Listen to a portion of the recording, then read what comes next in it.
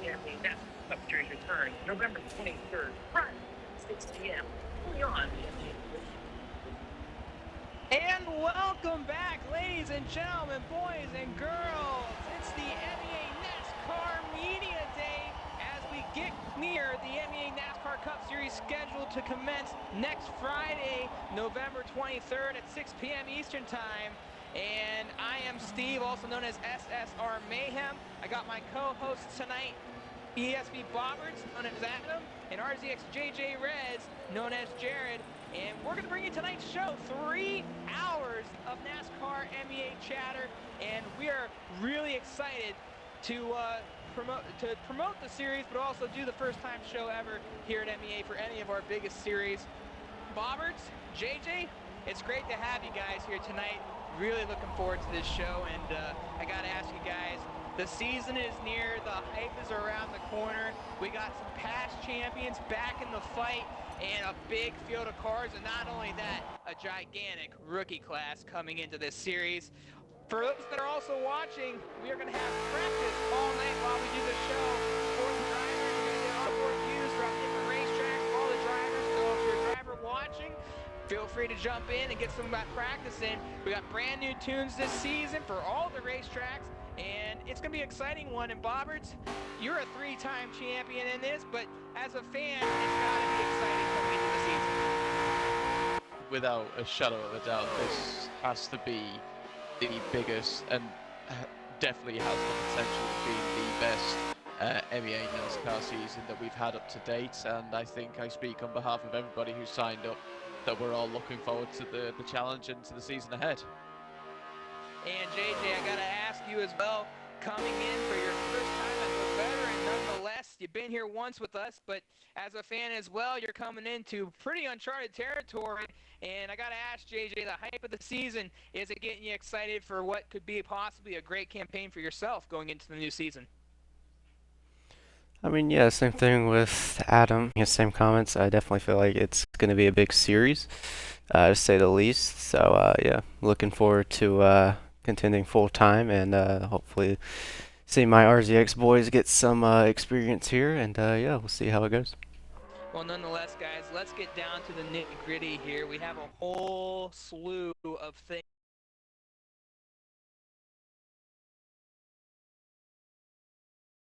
And welcome for the first time ever at MEA. As we're doing an all-night practice along with the show, it's the media day in the NASCAR Cup Series. We're so glad to have everybody here. We're going to try to cover a lot of stuff tonight, but as we get to it, the season expectations, guys, and, you know, for me as a fan of the series, someone that has enjoyed the series for the past 5 years now, what we're going on to our 5th season, is the fact that the competition continues to get tougher every single year. You know, there's a lot of leagues out there that does multiple championships in one season. At MEA, you only get one shot every once a year. And this season, the expectations for me are really high.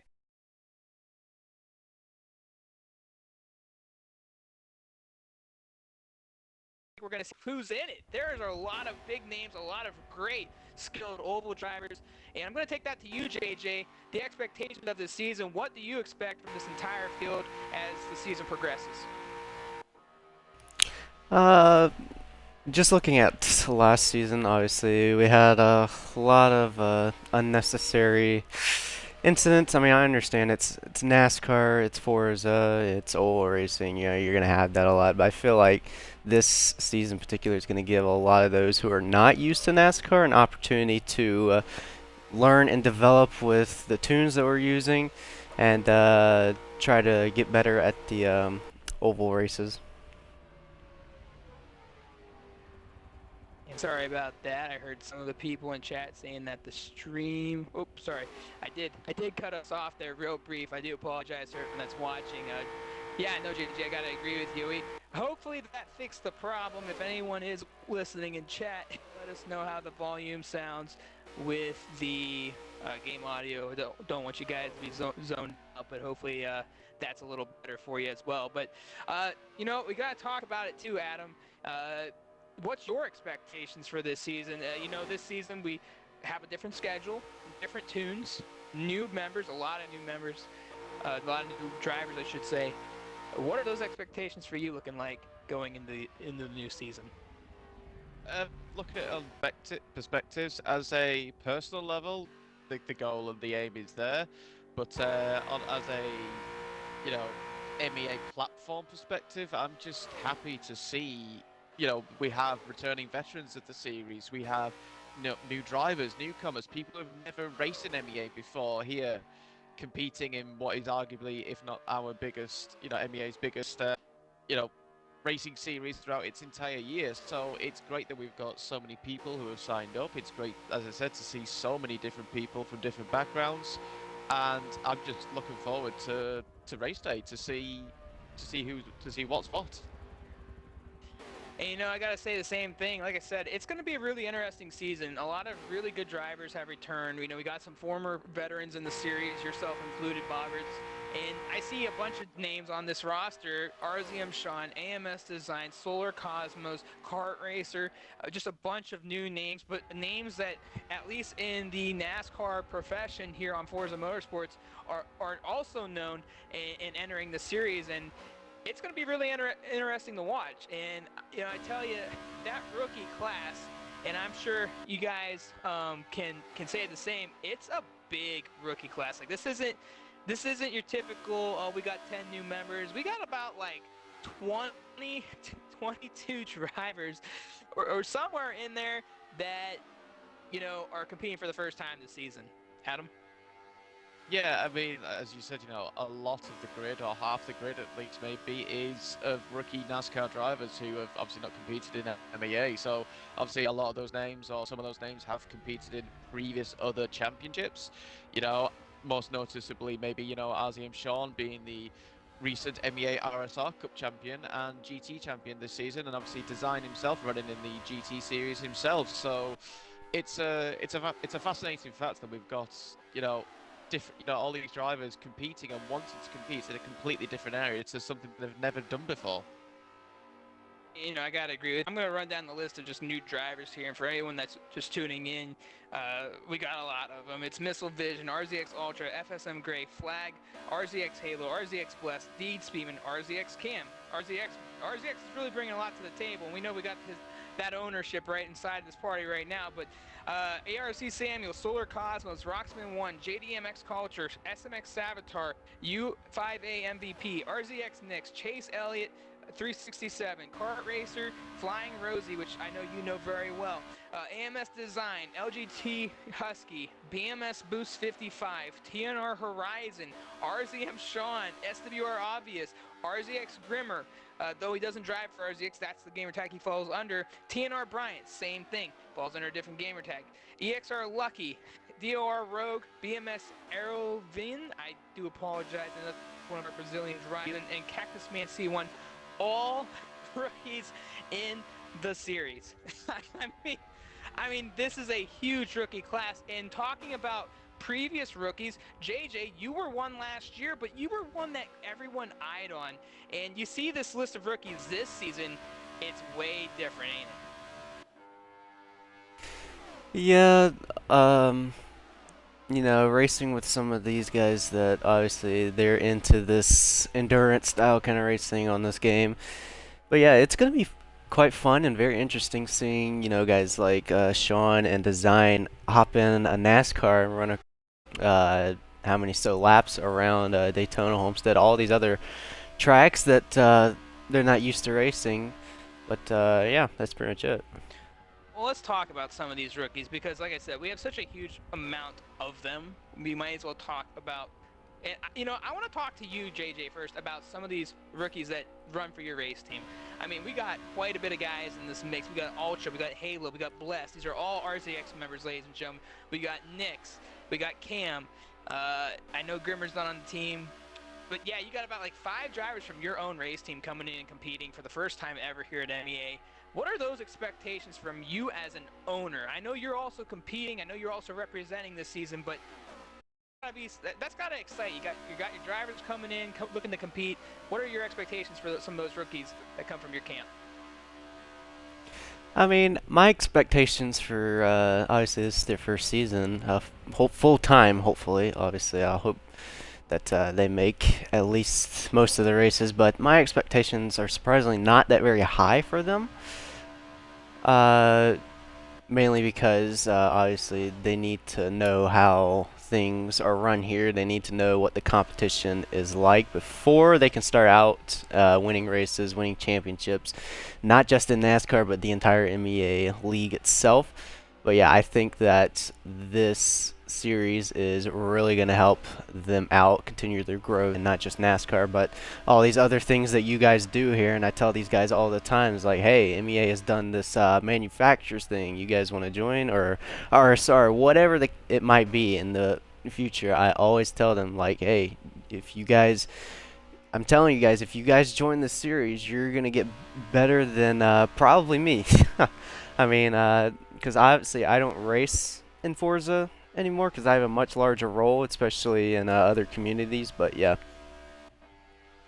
And you know, you talk about it. I mean, these guys are coming in from other platforms, and obviously you'd like to see them to do other things. And I know you know you have your own organization as well on the side, JRL, and these drivers are coming from you know, a pretty good organization, but they come in with a lot of bigger competition, it seems. This is going to be a high point for them to really show what they're made of. I know RZX Ultra, RZX Halo, I've raced with, I've been a part of those battles. Those guys were really good. But can they bring over what the success they had over at JRL into MEA? I definitely feel like they can. Obviously, their number one thing they've always, you know, I've always seen them do is NASCAR itself. And, you know, it's also a good thing, and it's also not that good of a thing because Forza is not necessarily known for NASCAR. It's known for a lot of other stuff. But yeah, I feel like this is opportunity to get not just myself, but the entire team organization that I own a chance to get out there in the public, get a chance to get the audience to seeing how these guys are progressing week after week with the NASCAR and the GTs, whatever it might be. And that's, yep. Well, we're really excited to see those guys come in. And Boberts, I got to ask, in this field that definitely have caught your attention. I know we're going to be talking more about this later into the show, but we got plenty of time to talk about these rookies right now. I mean, you know Flying Rosie, Boberts, and I know that we were talking about him before today, and you think that he's going to have a lot of high expectations coming in, being a factor of the series. What makes Rosie one of those rookies that you can say, hey, this might be a Rookie of the Season award winner right there, because MEA is going to start giving those out in all their series. What do you see in Flying Rosie?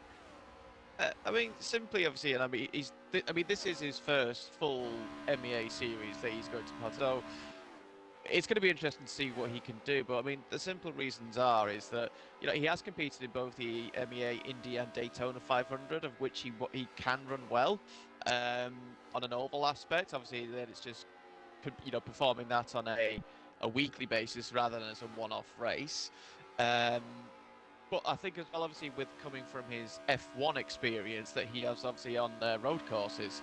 So, I mean, yeah, it's completely different machinery. It's a completely different game. You don't know. It'll be a completely different thing altogether. But I think he'll adapt to it. I think he'll maybe specifically more on road courses at least as to why he could potentially even be a dark horse for this series. And, you just talked about adapting. And one of the things that are going to really help the rookies this season come into MEA NASCAR is the fact that the tunes are all different this year. There's no unfair advantage. Nobody's been on these tunes from previous seasons. This is a new tune. Not only is this a new tune, this whole, for everyone that's listening in the past, MEA has typically had one tune or two tunes to separate from road courses to ovals. In the past, we had the CWD tune back in Season 1. Ever since there, we kind of floated around between Inc., now Shoya, who's been producing tunes for us the last couple of years. And now this year, Shoya has come out with 3 different tunes for all 3 oval tracks. And then on top of that, Vanquish has stepped up to create the road course tune for the 3 road courses. I gotta ask you, Adam, because you have so much experience in competing, whether it was Forza F1, that these drivers previously had, it's no longer there. You have the skill, but now you have to refigure everything out again. Without a shadow of a doubt, yeah. I mean, everyone is coming to this series on a blank playing field. Everyone's going to have to, as you said, adapt to these tunes. Each individual tunes. So for Daytona, for Homestead, for Indy, and then obviously the brand new road course tune itself. It resets the field. You're gonna have to get used to it in the practices in between each weeks, and essentially take it from there. So everyone's in the same boat, in the same playing field, and it's just a case on who can, get used to these tunes, at a quicker rate, and stay more stable than the competitors. You're right about that. I mean, I think what we're going to see this season is a completely different atmosphere. We know that these things are all set up differently, but with the way that the field is at this current moment, I'm seeing a lot of possible faces that we should keep an eye on. And one of those rookies, and I know you're going to want to talk about Sean Design, but one of those other rookies I'm really looking forward to seeing compete this season. And this driver came in for a couple races. That's why he's eligible this season, rookie. Solar Cosmos. And I know not everybody knows who Solar Cosmos is, but I do. I've raced with him a handful of times in a series, and the guy is a massive talent. He's a very good oval racer. He's not a bad, he's actually a pretty good road course racer. If you asked him, he'll say the completely opposite thing. But this guy can drive, and I'm telling you right now, if he's going to be as successful as he can be on these ovals, he can also be a big threat later in the series if he can produce those results. Just like, we talk about you, Adam. As a 3-time champion, consistency has been your biggest strong suit these last few seasons. And that's where that has really taken you to better places in the series. Solar has that same drive. And I just think he's the buzz right now, or one of them in that rookie class. JJ, you got anything to say about that, though? Yeah, raced with Solar quite a lot in my past. Obviously, not anymore because obviously I have more of a broadcast role over in my side of things. It's very cool to watch Solar, just come out of nowhere and really put his name out in all of these lower series, but this one being in particular is going to be a big eyeball for some of these drivers. So yeah, if you guys are watching, make sure you watch out for Solar Cosmos in your rearview mirror. Another driver in the mix of the rookie class. I'm going to let it go to Bobberts here because you've had a lot of experience competing with Sean. But RZM Sean, and again, we'll get to these guys later as well in the show. He's very talented on the road courses. He's a GT guy. He's a prototype guy. Definitely very talented, very strong. Drives for Rise Motorsports, one of the best teams in Forza. But the one thing that he comes in and he lacks is that oval experience. Some people think it's just an oval. I disagree, and I know you disagree. What are going to be the biggest challenges for Sean, and what are going to be you're going to see throughout this series to make him a threat? Well, as you said, he has competed and does compete in multiple classes. So it's only time that he tries something new, and obviously it's good to have him here in the MEA NASCAR series for this season. So I think obviously for the road course aspect, I think it's just getting used to the weight of the car itself. Being a lot heavier than your standard GT and prototype cars, and the power difference and the whole new tune itself. But obviously, every driver's in that same boat at the moment. But I think specifically come for the ovals, it's to keep that consistent line, for an hour, for however many laps it is going to be during that race, whether if it's, the 80 laps of Daytona, the 100 odd laps of Homestead, it's going to be it's always been a consistent market of key has, oval racing, and that's what gets you top results is being more consistent than the rest of the field. So will Sean bring that to the table? Will he do that? I have no doubt in my mind that he will. It's just getting, up to speed, in his first race, and then it will give us an idea as to maybe where he is on pace. And one of the other rookies that are coming in for the first time this season is Deed Speeman. And I tell you what, I've raced with this guy as well, JJ. I know you race this guy as well. Guy's a good talent, very good at the ovals. And I'm telling you what, I haven't really seen a lot of his road course stuff, but this guy has an opportunity to really shake up the championship. And just like those others that we talked about, I actually got a interview with him earlier this week. So we're going to play that here, but we're going to get his thoughts on coming in as a rookie and what his expectations are for the season. So enjoy. So, Deed, you come in as one of the rookies of this Season 5 MEA NASCAR Cup Series, and you are considered to be one of the top rookies coming in. Not only that, but possibly someone that we should keep an eye on and maybe go after a championship. What are the expectations coming into this season, and what do you put on yourself as a driver each and every week as we watch you partake in it? Well, I don't really know what to expect. I'm one of those guys who puts a lot of pressure on myself.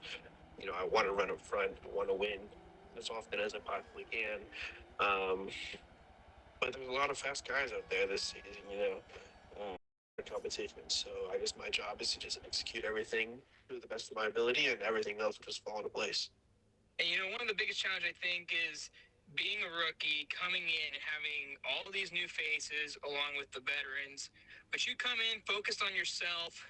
We have a little background. I actually have some history racing with you myself. I know you're a very consistent guy. Just what are one of the toughest things for you as an individual that really changes your race from a mentality standpoint? Are you the type of guy that gets flustered in those big, unwelcoming moments, or are you someone that can really keep that composure? And is that something that you can use to your advantage as the series goes on? No, I don't really let pressure get to me. I know what I got to do when I'm leading the pack. When I'm up front, I just got to keep everyone behind me, do whatever I can to stay up there. And when I'm not leading, I don't get pressured either, because it's really only one lap that matters. So at the end of the day, it just comes down to execution and making sure I hit my marks. And at which track do you have the most confidence going to and thinking that you can make a really big impact at? Or is every track to you a place you think you can make an impact and really make a name for yourself in this series? Daytona Oval is a pretty big one. I haven't really won at Daytona Oval, but I've been close a lot of times. With the right person, with the right setup, I can definitely get us up at the front. Indy Oval is another one. I do some pretty good driving around there. It's a tough track, but I've had a lot of good finishes there. And even the Daytona Road Course is my personal favorite track. I feel really confident there. So those are a couple that I can hope I get a win there. We'll just have to see how the season goes.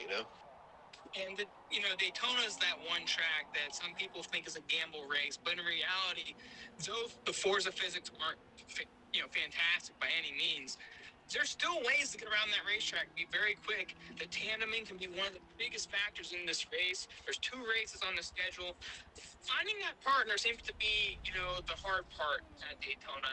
And I tell you what, we've seen some pretty crazy stuff in MEA, but recently, these last couple of years, that tandeming, if you can master it, it's tough to beat, especially with the right two people. What do you say about that one? Yeah, I definitely agree. Finding someone who's willing to work with you in tandem is definitely difficult, especially if they don't know what they're doing. It makes it a lot harder, when you try to press people, and you gotta hope that they don't betray you at the end. Um, but it is definitely one of the factors in this race, or in the upcoming race, I should say. Um, Daytona is definitely a huge gamble, and tandeming itself is a huge gamble. But if you don't take gamble, you don't win races. You do it. So if you do well at Daytona, where some of the other drivers might have mishaps along the way, it'd be a great opportunity to really gain some points, especially with it twice on the schedule. Just switching gears just a little bit. With the road course races, only a few on this series, Coda being the most newest one to the MEA schedule. We removed one as we wanted to be a little bit more oval-based this season. How strong do you feel as a road course racer? Where do you think your strengths are with that, and what are some of the challenges for you that part of the schedule? Road courses, I kind of just run the best I can. Some days are good, some days are the best. I am pretty good defensively, though. I hold people off pretty well. So, if someone's coming up behind me, I'm not going to let them go easily. I'm going to make sure I put up a good fight. We're looking forward to definitely seeing how you perform this season. With that said, where do you feel like you're going to stack up by the end of the season? Obviously, every driver wants to win a championship. What's your goal, and where do you see yourself? Well, main priority is definitely winning a championship. I think it's too early to tell, a lot of competition this year, a lot of famous people. So, like I said earlier, I just got to make sure I hit my marks, do what I got to do to get as many points as possible, finish as best as I can. We'll just have to see how the season plays. As always, everybody wants that championship, but I wanted to say thank you for taking the time out of your day, and we wish you nothing but the best of luck through the series. Hopefully, we'll see you a few times in the broadcast booth after some of these races, and we wish you nothing but the best. Good luck to you out there this season. Of course, thank you for having me. And that was Deed Speeman earlier this week, having that interview. We really appreciate him taking the time out of his week to give us a little bit of an interview there. And what do you guys take from that interview? He's a rookie coming in, seems very calm, very collective. Sometimes people come into something new, they got a little bit of a rattle, a little shake, a little nervousness. This guy's coming in fresh, but seems to have the confidence to contend for a championship, or would like to. How do you guys partake what he was talking to about all that? Yeah, I know Dean Speedman obviously did, sign up last season. It was a shame that he couldn't make a lot of the races, or any. In fact, I think he only made a couple. But I think he does. It sounds like he's full of confidence. He is a rookie. Technically, he is a rookie. Actually, yeah, you're right, because he didn't do a race. So, but yes, sorry, as I was saying, it definitely sounds like he is full of confidence. It sounds like he's ready for the challenge, and yeah, just be interested to see what he brings to the table. Yeah, pretty much that, really. I just think it's a great addition. And JJ, you heard him in there. He seems to be really confident at these ovals, and you've known him a little better than I do. What is some of Deed Speedman's strongest points as a driver? What makes him successful at what he does?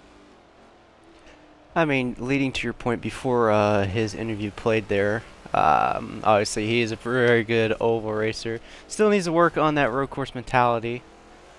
But yeah, I feel like all the other rookies for this series who are not used to this kind of racing, it's going to be a very good opportunity, like Deed Speeman and Solar and all these other rookies that are trying to compete for a title.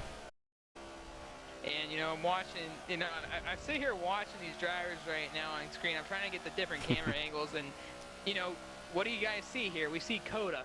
We see a brand new, first time ever road course experience in the MEA NASCAR Cup Series. Adam, I know you know a little bit about road course racing, but what's this track going to bring to the season as you watch a lot of these new drivers come in and take a little swing at it, including yourself? Obviously, like you said, yeah, it's a new track to the season, to the series itself. I'm hoping it will bring us a lot of action, just like our regulars of Watkins Glen and Sonoma, bring every season for us. So that's the hope. Obviously, we'll see as we get to Kota, later in the season. But it's a fantastic track to drive. You've got the sweeping S section to begin with. You've got the long straight in the middle, and then obviously you've got the tight twisty section at the end. So it's you've got a bit of everything here. So it'll play to probably every driver's strengths and weaknesses. And like I said, that's what will hopefully make the racing very close. Well, I definitely have to agree with you. We're going to swing shift just a little bit here now as we're watching these drivers go around Kota. We're going to get to the veteran statistics here. We got 4 veterans from all 4 seasons, and some people think, well, why can't we talk about some of the other drivers? The reason why is these 4 particular drivers have had the best success in the NASCAR Cup Series since season 1. If you are in the Discord or you're part of the MEA Discord, we're going to show you those stats right now, and then we're going to talk about it real quick here. So they are going in now, and we're going to go down the list here, and we got about 15 minutes until we have those interviews with some of the drivers. But we're going to start with ESV Bobberts, ladies and gentlemen, and Bobberts is a three-time NASCAR champion here in the MEA NASCAR Cup Series. He has 9 total wins in 4 seasons. He has 31 top 5 finishes with 36 top 10s to follow. His championships consist of 2020, 2021, and 2022. So every season since season 2, he's been able to secure his championship. His all-time wins in the ovals is a big whopping 0. Has not had much success on the oval circuits, hoping to possibly change that around this season. And he's ran 3 seasons in the Chevrolet, 1 in the Toyota. With the all-time wins at tracks, and they're typically on the road courses, that's where all been. He has 5 wins at Watkins Glen, 2 at Sonoma, and 2 at Daytona Road Circuit. Has not won at the Indy GP, and has not won at Road America. And will have an opportunity this season to take Kota as part of his list. But his best season was season 3. He finished with 3 wins, 9 top 5s, and 9 top 10s, and was the champion. Bobberts, I've got to talk to you here. Those stats can be scary when you look at it from one point of view, but the success hasn't been so much on the wins. It's been about what you've been able to do consecutively on the track. In the last 3 seasons, outside of that first one, though you did runner-up in season 1 behind Miss Katie Cat, where has your success lied? And how have you been so composed, especially at some of these oval tracks where you're not a wheel driver? You're sitting there on the thumbstick and trying to make it happen. Where does that success come from, and how tough is this season going to be for you? Well, this season, without a shadow of a doubt, is going to be the toughest season yet. For many different reasons. The fact, obviously, we've got a lot more drivers, a lot more new drivers, a lot of, obviously, returning drivers, as we've touched on already. But also, especially like the returning veterans, and obviously including Miss Katie Cat, obviously our season 1 champion.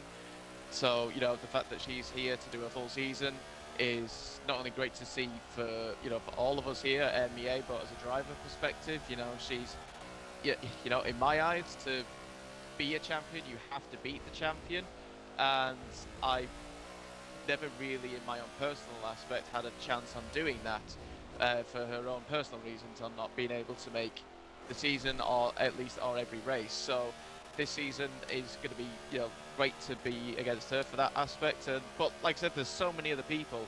It is that long. You could name nearly every driver who could who has a shot at doing well this series. But obviously, to your other question, being for the oval aspect, it has been difficult, but the consistency has always been there, and that's the main thing in this. It's not necessarily about winning all the races, it's about being there when it matters and getting those top 5 finishes. And you talked about Katie. We're going to swing shift to her and her stats here. Miss Katie Cat, as she's currently well known, she was formerly known as the season 1 champion back when she drove for Slap Shift Racing as SSR Katie. But Miss Katie Cat comes in 4 seasons as well, 3 seasons. She did not compete in season 2. She's had dampered in with season 3. Obviously, we saw her a little bit last year's time. In 4 years, she's coming back to compete for a championship. And not only that, she's fired up and she's ready to go. And we've all heard talked to her and know her. She's got 9 wins, tied for the all-time win list with Bobberts. She has 16 top 5s, 18 top 10s, was the champion back in 2018, 2019 for season 1. Single season wins was 7, and I do believe I missed Bobberts' on that. His was 3, but she has 6 oval wins, 3 road course wins, and she has all her road course wins on individual tracks, 1 at Watkins Glen, 1 at Road America, 1 at Indianapolis GP, which she won last year. Her oval wins show 3 at Homestead, 2 at Indianapolis, and 1 at Daytona. She's ran all her previous seasons in the Chevy. However, this season she's driving a Toyota. Her best finish overall was in season 8 top 5s, 9 top 10s, and was the season champion. I know that some of the people to see this matchup back in season 3 after not getting to see it to fruition, and I know that you just said it yourself. You want to be the champion, but you want to beat the champion. This year is the opportunity for both of you to do that against one another, but there's such a strong field, it's going to be really tough to see how this plays out. But with some good stats, though she hasn't ran a full-time schedule in nearly 4 years, what's the expectation for Katie? I mean, she's coming in fired up. I don't think I've ever seen her talk so much, and we've talked quite a bit these last few weeks. She's amped, she's ready to go. I'm going to go back to you on this, Adam. What do you see in this Katie Cat this season that's been different since season 1, and what's your expectations of her as she performs this season? Well, obviously, you know, when you go off last season, and obviously, as you said, you're coming into this season, she's stronger. I mean, she'll take the encouragement from her first season as to how dominant she was and the pace that she had. But yeah, she'll take that on board, and then obviously her consistency last season, which was very, very good from the races, you know, most of the season that she could do and did race. So yeah, she'll take us on board. She'll have she's, you know, I think got a better mentality. She's strong, like I said, stronger just overall. So we all expect big things from Katie this year, and I think she does obviously for herself as well. She's got her goal. So to case on, can she keep that consistency, which is the key thing on this, to, you know, challenge and, you know, take a title back again. And very well said. We're going to move on to LMP Amoeba, who we will get to talk to later today as well. LMP Amoeba, ladies and gentlemen, he's been here for 3 seasons. The only season he has not performed in was season 1, the year Katie had won the championship. However, Amoeba comes in with 3 seasons already in the books. 4 wins in total, 17 top 5s and 23 top 10s. The most single season wins he's had is 3.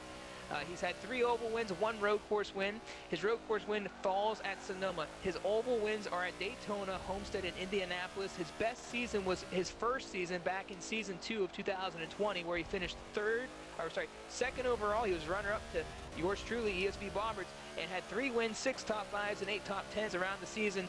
I gotta ask you again, Bobberts and JJ, you're gonna get to follow up this question.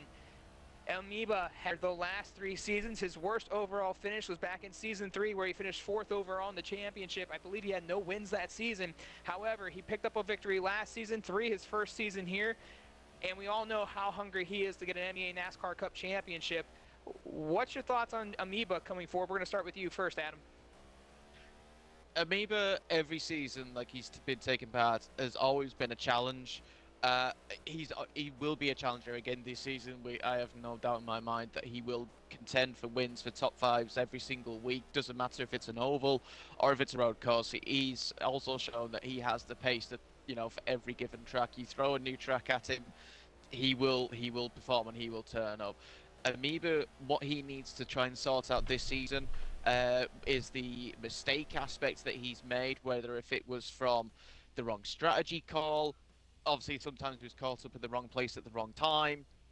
It was, you know, those were unfortunate. But I think, like I said, yeah, the main things were, and one aspect that stuck out in my head was at Indianapolis, where he was leading and was leading comfortably. We had a caution at the wrong time, and that cost him dearly, and he couldn't recover from all those places that he had to then gain back from being at the back of the grid. So I think, you know, his pace is there, his consistency 99% of the time is also there. It's just that decision making where he needs to, you know, think, right, what do I need to do here? Do I need to do this? Do I need to do this? You know, the best thing you could even just do is just match the people that are around you, and then just see where you end up, because then you're not losing maybe as much. You're taking a gamble by doing something different. Sometimes it works, sometimes it doesn't. But that's where he's fallen. And JJ, you've gotten to compete a little bit with Amiibo as well last year, or the back half of the season. What's your take on him coming into this year? I mean, I didn't get to race with him that much, but I definitely had the time of my life over in the Tora NASCAR series.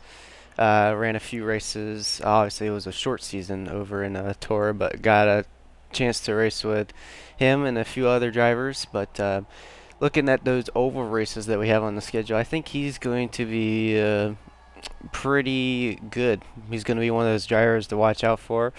I was lucky enough to take home the championship finale win at Homestead, and obviously I'm not trying to boast as much as I can, but yeah, Amoeba's a really good road course racer and a good oval racer. I saw him absolutely destroy the field at Road Atlanta in that race. But yeah, look, just adding on to what Bobbert said, it's going to be a bit of a challenge for him trying to move past those mistakes that he has constantly over the past few seasons. But yeah, I feel like this season's going to really help him out, and looking forward to seeing what he has to offer. And real quick here for my input on it, I agree with both of you. I think Amoeba's a great talent, always has been, always been a competitor, always a championship caliber driver when he comes into the series. It's just the one thing he has yet to feed. I know this is the series that he would like to win the most. And he does make very interesting calls sometimes. He likes to have that different pitch strategy. So I think if he could clean up a few things this season, he's definitely going to be obviously in the fight, but an opportunity to win a championship. So we'll definitely be keeping an eye on him as well. And the other veteran in the group, right before we get to our interviews here, VNX Shoya, ladies and gentlemen. He has been here for 4 seasons as well. He has 1 win all time, 7 top 5s, 17 top 10s. He's been in the Ford for 3 seasons, the Chevy in 1. His only win on the oval was the Indianapolis Oval a couple seasons ago. He has no road course wins, and last season actually was his best result. He finished 4th overall in the championship and had a final result of 0 wins, 3 top 5s, and 6 top 10s. Going to just Bobberts on this one, Adam.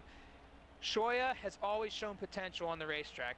That is without a doubt the truth. But I think the fact with Shoya is sometimes he's gotten into his head, and sometimes he's just been in the wrong place at the wrong time. I think this season he's also very fired up. He wants a championship. He wants to prove to a lot of people, yo, I can drive. I belong. And I know you've competed with him a lot. Take us and give us some of your thoughts here real quick on what you expect of Shoya this season that we have not seen the past 4 seasons. Well, obviously Shire is a returning veteran. As you've said beforehand, this will be his 5th full-time series going into the MEA NASCAR Cup Series. So I think he's going to be more hungry than ever. But I think, as you mentioned, obviously being getting inside his own head, he's got to again get, like, as I sort of mentioned about Katie a little bit, get that mentality in. Just get cut out those mistakes. And if something happens, you just got to think, right, well, this has happened. I've just got to get over it now and move on to the next lap, the next corner, or even the next race after. If you keep having those thoughts, that's where these issues will keep coming up and keep arising, and that's why maybe Shoya hasn't got the results that he's from what he's deserved or he'd have expected of himself. So, like I said, I definitely think he'll be more hungry this year more than ever. I expect him to get better results, as in results, and fight for that championship a bit more. So, again, just like everybody else, we'll see how he is going to round 1 in Daytona, and it'll be taken from there. But it'll be an interesting watch for sure. And with that being said, we're going to move on to the next about hour. We're going to be talking to the drivers, and hopefully all these drivers are ready to come in and chat, because we have quite a bit of them to do. We're going to start with TNR Horizon. Horizon, please make sure that your audio box is checked off so that everyone can hear you. Tonight I'm not going to fixate too much on if someone can hear you guys, so I do apologize if people do get missed throughout tonight's interview. We have a lot to cover. TNR Horizon, you come in as a rookie of the series. Big group of rookies. I mean, it's a lot of rookies. You know that. You got a couple of friends that are competing in there. Yeah. You come in from a background of racing as well. and you competed in our previous series not too long ago. You come into a championship that's going to be really difficult to win. How do you see yourself stacking up amongst the field? What's your expectation this year for your first MEA NASCAR Cup Series? Well, for myself, I've actually haven't done any NASCAR racing for a while, so I'm more of a GT racer in general. That's pretty much what I've been focusing on since I've got into league racing in this past 2 years. But in terms of the team, which is myself, right now he's on 7th, but Teenar Bryant and Remix, I have high expectations for them. Mainly Bryant, because I mean, as you can see in like the power rankings and stuff like that, he's ranked in like 20th, I think it is, somewhere around that area. He is going to be a contender pretty much anywhere you go. And I'm excited to see how he stacks up against everybody else in the series that's like a veteran of it. Some of the people you mentioned, like Katie and all them, Boberts, you know, people that have been at the front of this series. I think Brian will definitely be somebody who's going to be up there. Just to get a shout out to him. Because myself, I think I could be fighting for top 20. I definitely want to be in that A lobby range. I don't think I should be in the B lobby range, like as just a personal goal. But I'm not expecting to be up there winning races, fighting for top 10s, fighting for top 5s every single race. I mean, that's just unrealistic, especially with some of the competition in here. I mean, it's insane. I mean, you can name any name in the top 20 and, you know, oh, they could be up there fighting for the top 5, you know. And you know, Horizon, we're really looking forward to having you this season. I know there's not much to look back on from you as a competitor within a NASCAR series itself, but we've seen you around once, and I know that a couple other drivers know you very well. So we look forward to seeing you this season. Hopefully, we'll get to talk to you a couple of times. I know that you don't feel like that's possible right now, but Yeah. we hope to see you. Good luck to you this year on your first time here in the series, and hopefully you can come out with a really good result at the end of the season. Yeah, thanks, man. That was TNR Horizon, ladies and gentlemen, tuning in with us. We're going to switch again. And once again, for everyone that's watching that is going to be one of the drivers coming in, please make sure your audio is checked off. Horizon's was, but we just want to make sure. SWR Obvious, just make sure your audio is checked off in the chat. And Obvious, I love saying, and you know, if you ask Adam Boberts, he always says that's my favorite, obviously. But no, going to you, Obvious. You come in as a rookie as well. We haven't seen you before here at MEA. This is your first time in the NASCAR Cup Series. Give the people watching a little insight about who you are. What should we expect of you? And is this something that you competed in previous events that you may have partaken? I haven't specifically participated in a NASCAR league before. I was just recently introduced to MEA Mr. AMS Design, and I'm very glad that you guys are doing a NASCAR league because you probably know this, but FM7's kind of dying right now, and there aren't that many leagues going on. So any league that I see pop up, I'm very excited to come and join. So when I heard from him that you guys were doing this, I immediately joined and signed up. So I'm very grateful that you are holding this, or you're making this happen, because I've always wanted to do one. So in the past, I haven't, like I said, I haven't done any NASCAR leagues before. And in general, I'm kind of new to FM7. When I first started playing video games in general, I was more of a Horizon guy. And I never really got around to FM7 until maybe a year and a half ago, and I started racing competitively. Well, I call it competitively, probably a year ago. Get into a fairly decent team in FM8. So like Mr. Horizon was saying in the last interview, I don't intend to be fighting for any win or anything, or maybe not even the top 10. I'm just kind of glad to be here and going to try to have fun along the way. And, you know, that's all that really matters. It doesn't matter what time of period you join FM7. We'll have plenty of leagues in the Forza Motorsports community that are still hosting them. MEA, we're still planning to run for the future. So you ever find, you know, us still continuing, feel free to join in. But like I said, you know, we're excited to have you at your rookie season. I hope you have a lot of success, maybe get some wins in there, but obvious, we hope nothing but the best for you, and I really enjoy and hope to see you perform well this season. Yeah, thanks a lot, man, and I'll for sure be participating in MEA events in the future, especially now. that design is competing. He's getting into a very competitive level. I'm happy to see him go up the ranks because I've known him for quite some time. And around the time that I got into FM7, he got into FM7 as well, and he was better than me in Horizon, and I expected him to do miles better than me in FM7. So I'm glad to see that he's doing well, and I hope that both of us have some fun racing on track and with everyone else participating. And that was SWR Obvious, ladies and gentlemen. Thank you for joining us. And I tell you what, it's going to be really interesting, JJ Bobberts, seeing a couple of these rookies come in. I mean, you just hear some of their thoughts and how they're going to partake. They all sound really comfortable. Adam, I got to ask you, these guys coming in, they seem pretty confident. Definitely. I mean, there's both Horizon and Obvious. I've got full words. You love so much. But yeah, they definitely come in with confidence. Coming to this series. Obviously, it's a series that clearly they want to participate in and that they enjoy. Whether if it's from, as Obvious said, from other drivers like design or just on their own accord. It's just, like I said, yeah, it's just good to see all these different names, different people coming in. So I think everyone is going to have, confidence. Maybe on more specific tracks, maybe, but as long as they enjoy themselves, I think that's the main thing, really. Well, let's move on to the next one, and I believe we have BCF Grimmer. Grimmer, welcome to the show. And this is also going to be your rookie season. Again, just make sure that your audio is checked off. But with that said, I've seen you before in other NASCAR series. I know this is your first time here at MEA, and we are glad to have you. I know you said you've had a win somewhere in another series, but you come in as a rookie. You seem like you have excitement coming in. I love it. That's great for hyping up the series from another competitor's point of view. But what is your expectations as a driver? I'm this question to a lot of the drivers I don't know much about, but you have had some battles in JRL. Here you are in MEA, a new team as well since the last time I'd seen you. It's got to be exciting. Oh yeah, it's excited. It's exciting to be back, racing NASCARs, and this time in MEA, where the stakes are high.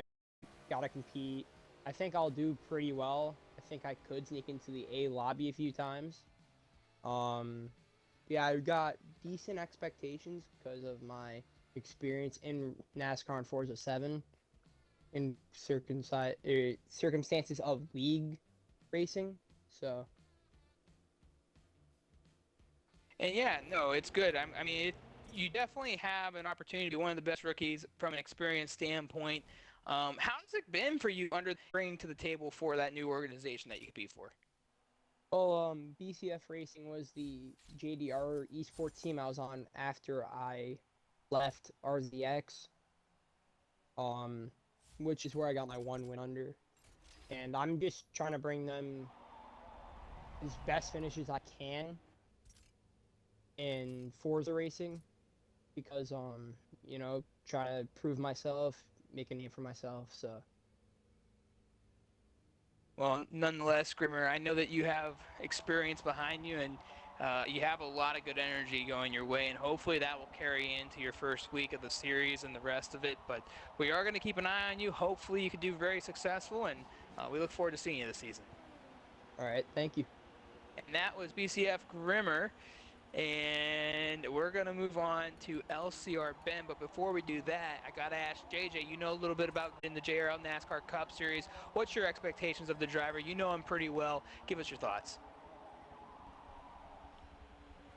I mean, just looking at his background, obviously there was a time where we eventually picked him up, mainly because I wanted to try to basically observe his talents and what he has for not just in Forza but in other games that we do compete in. But yeah, that's what basically the RZX team is. We're a bunch of young, not too young drivers, but we're just trying to get our name out there, trying to show what I've learned so far from starting the team, competing in leagues, and to pass it on to other drivers who eventually hopefully make their way to the top of the charts in the next game or even in this game. But obviously we decision to let Grimmer go is not something we really want to talk about, but yeah, it was pretty fun time when he was with us, but yeah, I definitely feel like he is pretty confident enough for the series. Well, we're going to switch gears again here. We got Ben now in the chat. Ben, also a veteran, maybe not as experienced through the last few years, but Ben, we know you're here again. I know everyone on the stream is going to hate hearing this, but make sure you're up. Ben, and you've competed in MEA since the very beginning. Well, I should say the NASCAR Cup Series, because the NASCAR Cup Series was technically the third series of its time, but you come in, you've competed at a time where we had multiple lobbies, and it looks like we're going to have that again. You won in the B lobby back at Daytona. I was there for that race. Obviously, that's not the goal. The goal is to win it in the higher lobbies. But, with that being said, you come in with some experience. You're an Indianapolis 500 champion in MEA. You have a background in oval racing. And you talked about how excited you were coming into the season. Give us a little bit of insight on why you're so excited. Obviously your expectations, but what's the vibe for you? It seems to be really good. Yeah, I've had a few difficult weeks leading up to this series, but I feel really good, to be honest. The vibes are really strong, and I'm very much excited for the season. Obviously, as you mentioned, I have a lot of past experience, mostly on the ovals, not really on the road courses. So that's going to be a brand new, early experience for me. But yeah, I'm just hoping for maybe a top 10 finish in the standings, maybe a win at Daytona. I'm not really confident on that front, but who really knows anything now?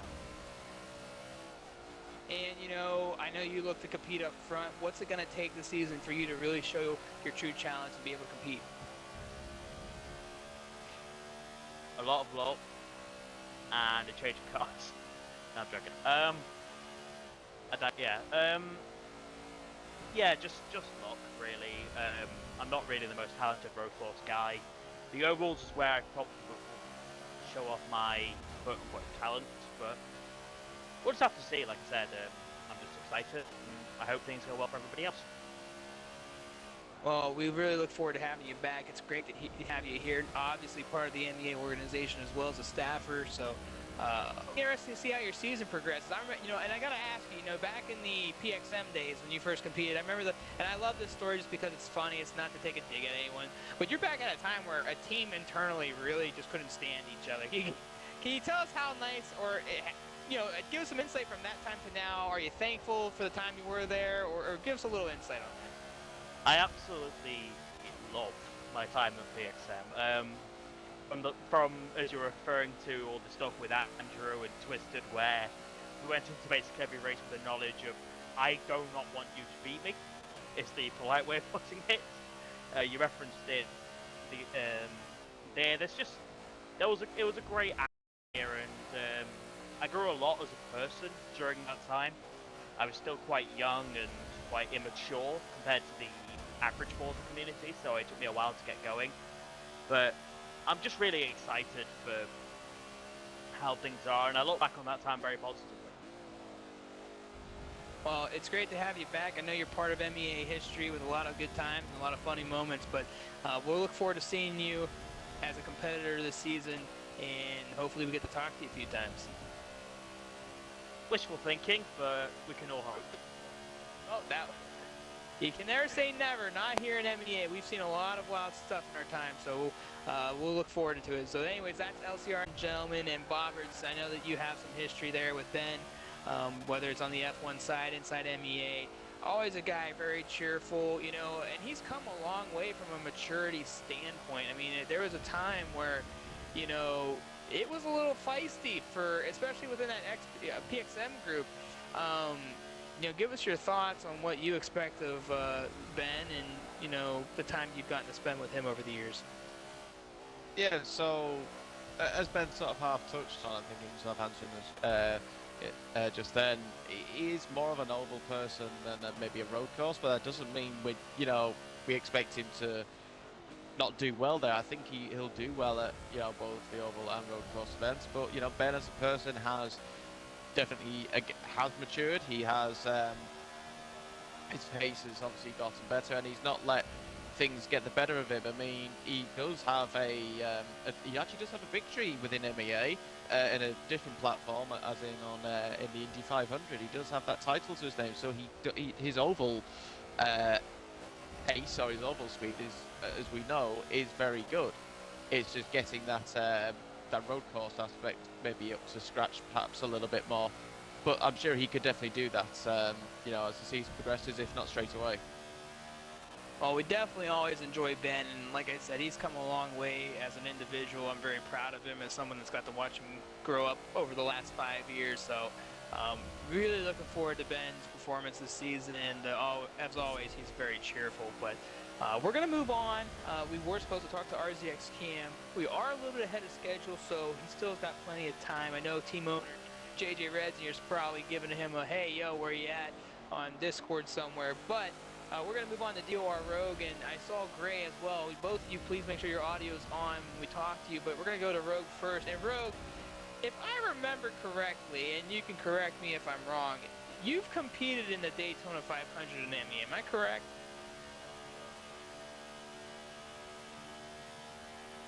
Okay, all right. Well, we've had DOR drivers in the past, and for whatever reason, I know we've had a few Rogues, Rogue Voices and other places, but it's great to have you, Rogue. You've been one of the drivers that have been kind of really excited. Well, there's been quite a bit, but you definitely are one of the more outspoken ones in the league right now. Making your debut, a rookie of the series, and like I said to a couple of the other drivers, I don't know your background that great. Give us a little insight on your career up to this point as an esports driver. Tell us your expectations on the year, and where do you see yourself finishing in the totem pole by the end of the season?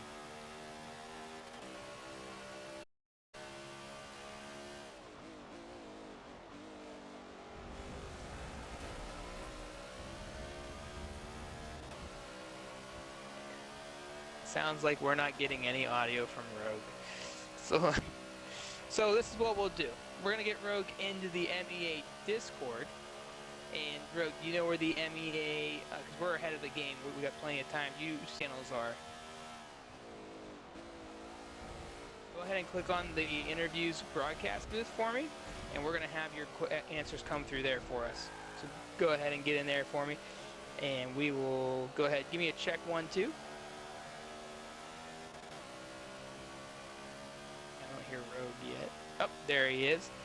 All right, great. Go ahead, Rogue. You can answer now. Now we got you on you. You there, Rogue? I joined Does Online Racing early 2020-ish, and sort of just practice, getting to know people, learning the etiquette, and eventually made my debut racing for Delta at the 24, Thirst 1000. And that didn't really go as expected. I was still relatively slow compared to everyone, but I managed to finish the race without any incidents, so that was pretty much my first taste of what Forza has in esports-wise.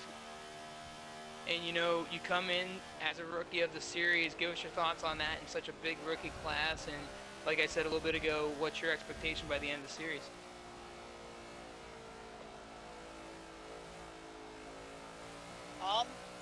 My expectations are really, one, don't get involved in any drama. I don't want drama. I don't want anything like that because I'd rather race clean. And second of all, hopefully compete for top 10s, maybe top 5s, and maybe a win. But as long as I can finish the races cleanly, then I'll be happy pretty much. Well, nonetheless, Rook, we welcome you to MEA. We're looking really forward to having you in this series. A lot to look forward to. You're very insightful, very excited, so I look forward to seeing you on the racetrack. But thanks for joining us today, and I'm glad we were able to get this in. I tell you what, some platforms just don't work, but good thing we got it, right?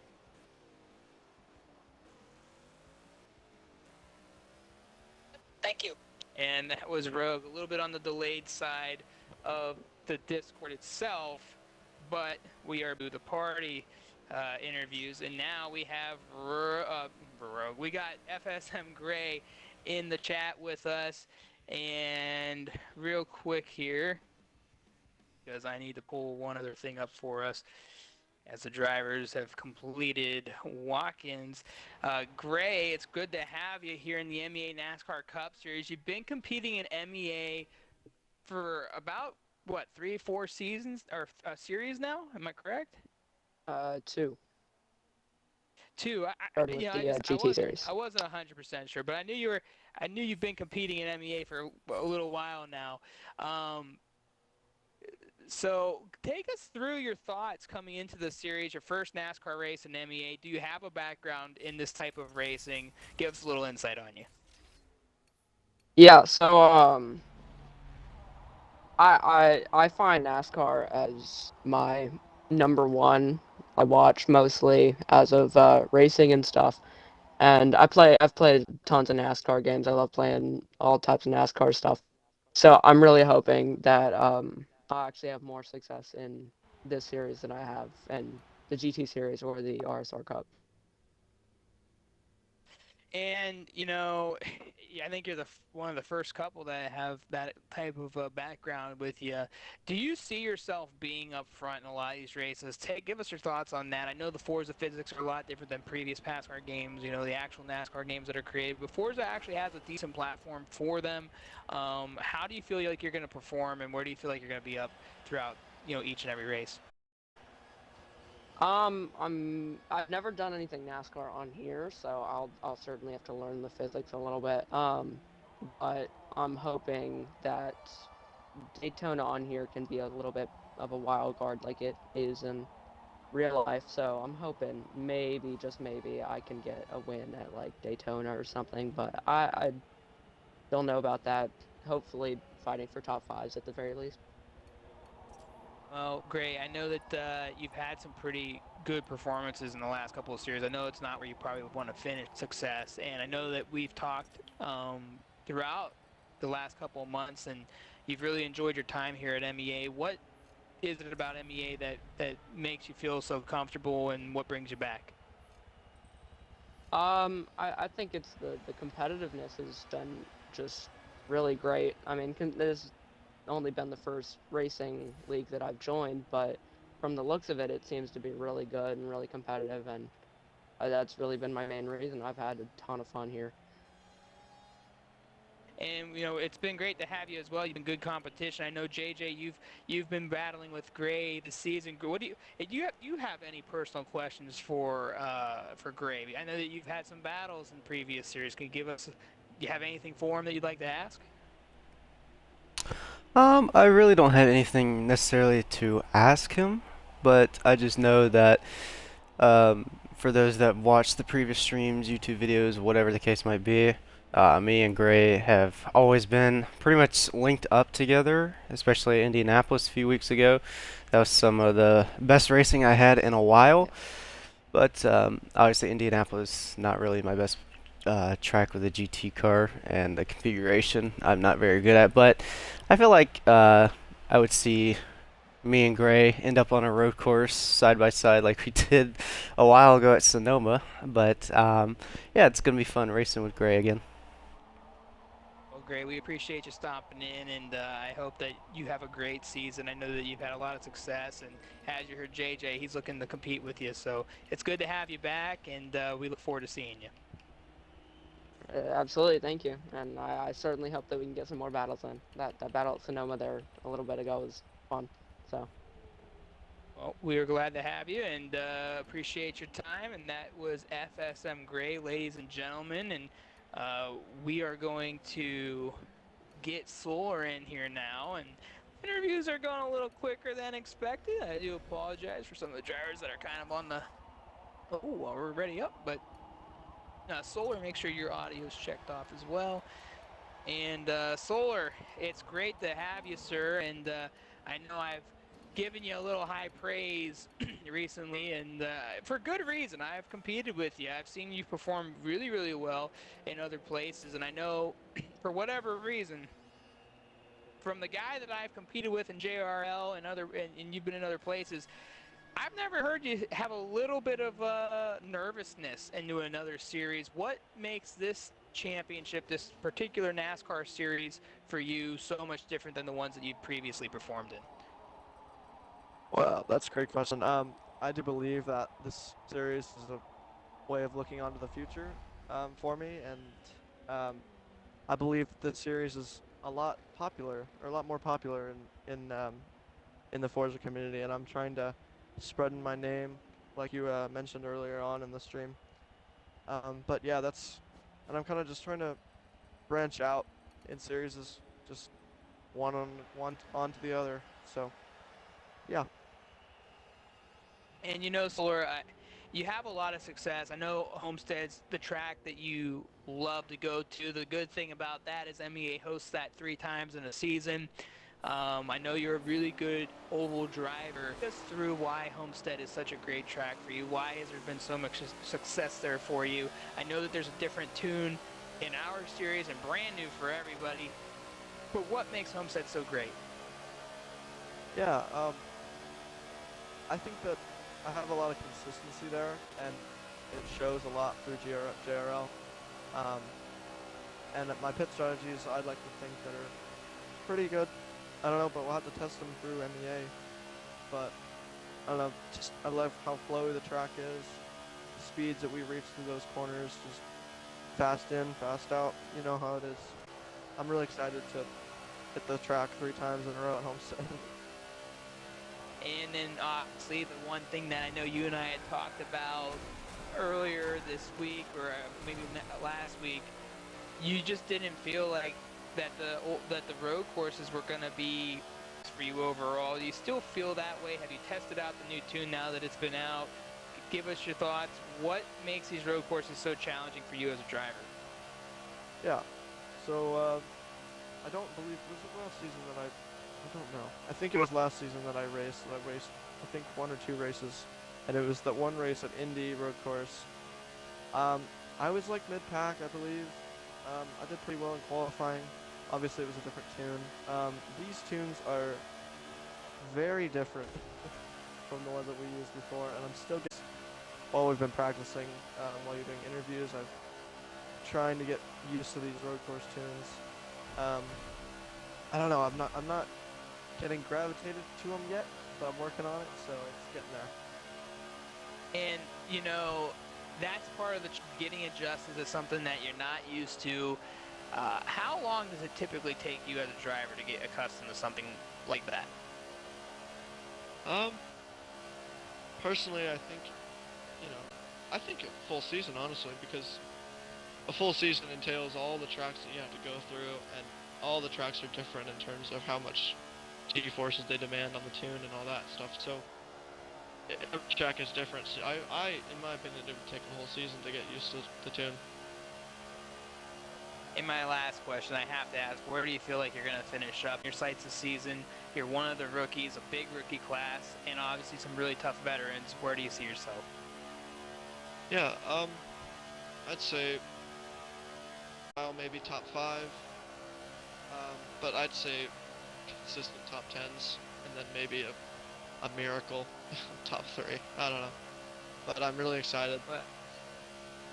Well, we're excited to have you. I know that for me, you're one of the hot tickets coming in, and obviously a very tough field, but we really look forward to having you. Hopefully you'll have a really good campaign, and maybe you'll be able to get up there and battle for some wins this season. Obviously, 2 Daytona tracks really can mix it up. I know you're a guy that really knows how to use the draft real well there, and with no restriction on the tandeming, if you find the right partner, you might have some good opportunities there. Can you give us a little bit of a thought on that before I let you go? Yeah, of course. Tandeming and drafting is a big thing at Daytona. Only problem is I don't have a teammate on the racetrack to help me out at those key tandeming tracks. Well, nonetheless, good luck to you this season, and we look forward to seeing your performance this season. Yeah, thanks. And that was Solar Cosmos, ladies and gentlemen. And we got a little bit of a gap here, so I'm going to ask you, Bobberts, after talking to the last few drivers, what are some takes that you got that really caught your attention from what you heard? Well, obviously, just speaking to Solar Cosmos, then I mean, I actually put Solar as one of my rookies and drivers to watch this season. That he did only do 2 races at the back end of last season, but I think he proved that the guy who's got the pace, and he's not wrong. We're saying that yes, it's going to take time to get to adjust these tunes. It could take the whole season. Everyone's different, but no, I personally think that he is definitely one to watch, and I think he's.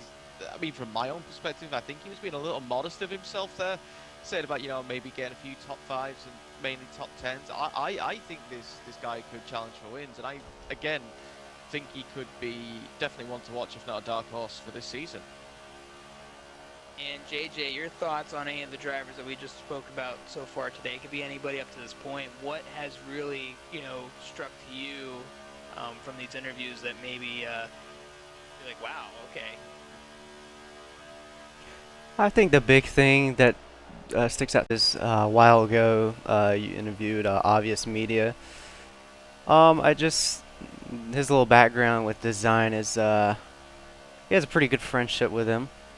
So I could definitely see him moving up through the grid, and yeah, it's something that he and design want to try to improve on in this game. So kind of impressed about Media's or Obvious Media's little And with that being said, I do believe we have Ranger in here with us, and LMP Ranger Carts as well, or not Carts, Cart. Please make sure your audio is checked off. But Ranger, I know that you're coming in this season, and I know that you're higher up in the power rankings than you might think, but that's why they're called the power rankings, and we know that you might not make the full season. You've had some success in MEA, and you also have had some very discomfort in MEA. We could go as far back as, you Outlaw, Dr. Quinn, Amoeba, Final Turns, in Daytona, Chaos Strikes, and just your hopes of winning that race went down the drain, but you continue to fight back, and here you are in Season 5. What is your drive as a driver? What keeps you every single day? You're one of the veterans as well. Give us your thoughts on that.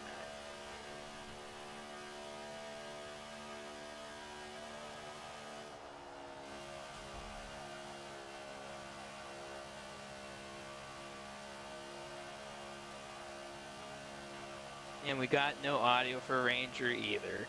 Darn. Is you able to get into the Discord? Oh wait. Can you hear me now? No, it's not coming through. Let's get you in the Discord real quick. We'll get you through there. And go to the interview one for me. And I'll get that taken off there. Get that in there. So we're gonna get this interview. We got plenty of time. We definitely want to hear from Ranger, and we'll get everybody in here. And I believe Flag as well will get a Discord interview. So we're gonna get both of them an opportunity as well. Once I get Ranger in here, we'll begin that wonderful interview. And I know, Bobbers, you remember that race back when Ranger and them all flew through. You were back there in the mid-pack and somehow got through that. Take us through those moments while we wait for Ranger to get in. Yeah, I remember I think I was 9th behind Northern at that particular point, and we were nowhere. We just thought, well, that was it. We just settled for the positions that we were in. Then yeah, we saw that the big wreck up front, and we couldn't believe our luck. Obviously, it was unfortunate for Ranger, for Quinn, for everybody else. I don't think Outlaw was involved in that as well. Good old Outlaw. So it was an unfortunate event for those in the front, but obviously those in the midfield and to the back definitely benefited. So it was, you got the tale of two ends there. You had the joy and the happiness to the anger and the sadness, depending on who the person was. And I remember that race clearly because it's considered one of the craziest commentary moments of my career. So, but we got Ranger in the Discord. We got you back. Can you hear me okay? I can hear you fine. All right, we can hear you great. And Ranger, take us through, the Daytona moment that I know you're trying to get on, and then take us through the rest of the season and what you're expecting with possibly a short schedule coming in.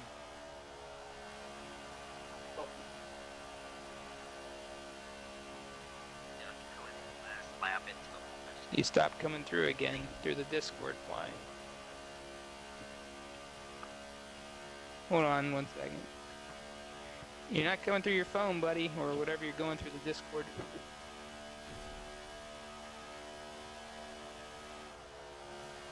Man, we're having a hard time with this. Talk about technical difficulties. We know all something about that. We're all Forza competitors, right? But we're having issues getting LMP Ranger right now. I did hear him at first, now he's faded off. I heard him the whole time, but I don't know if that's just because it's through the party, I'm not sure. Nah, he was coming through the party. For anyone that's watching, we're trying to get Ranger an interview here, but it doesn't look like it's working. Ranger, do you got a copy?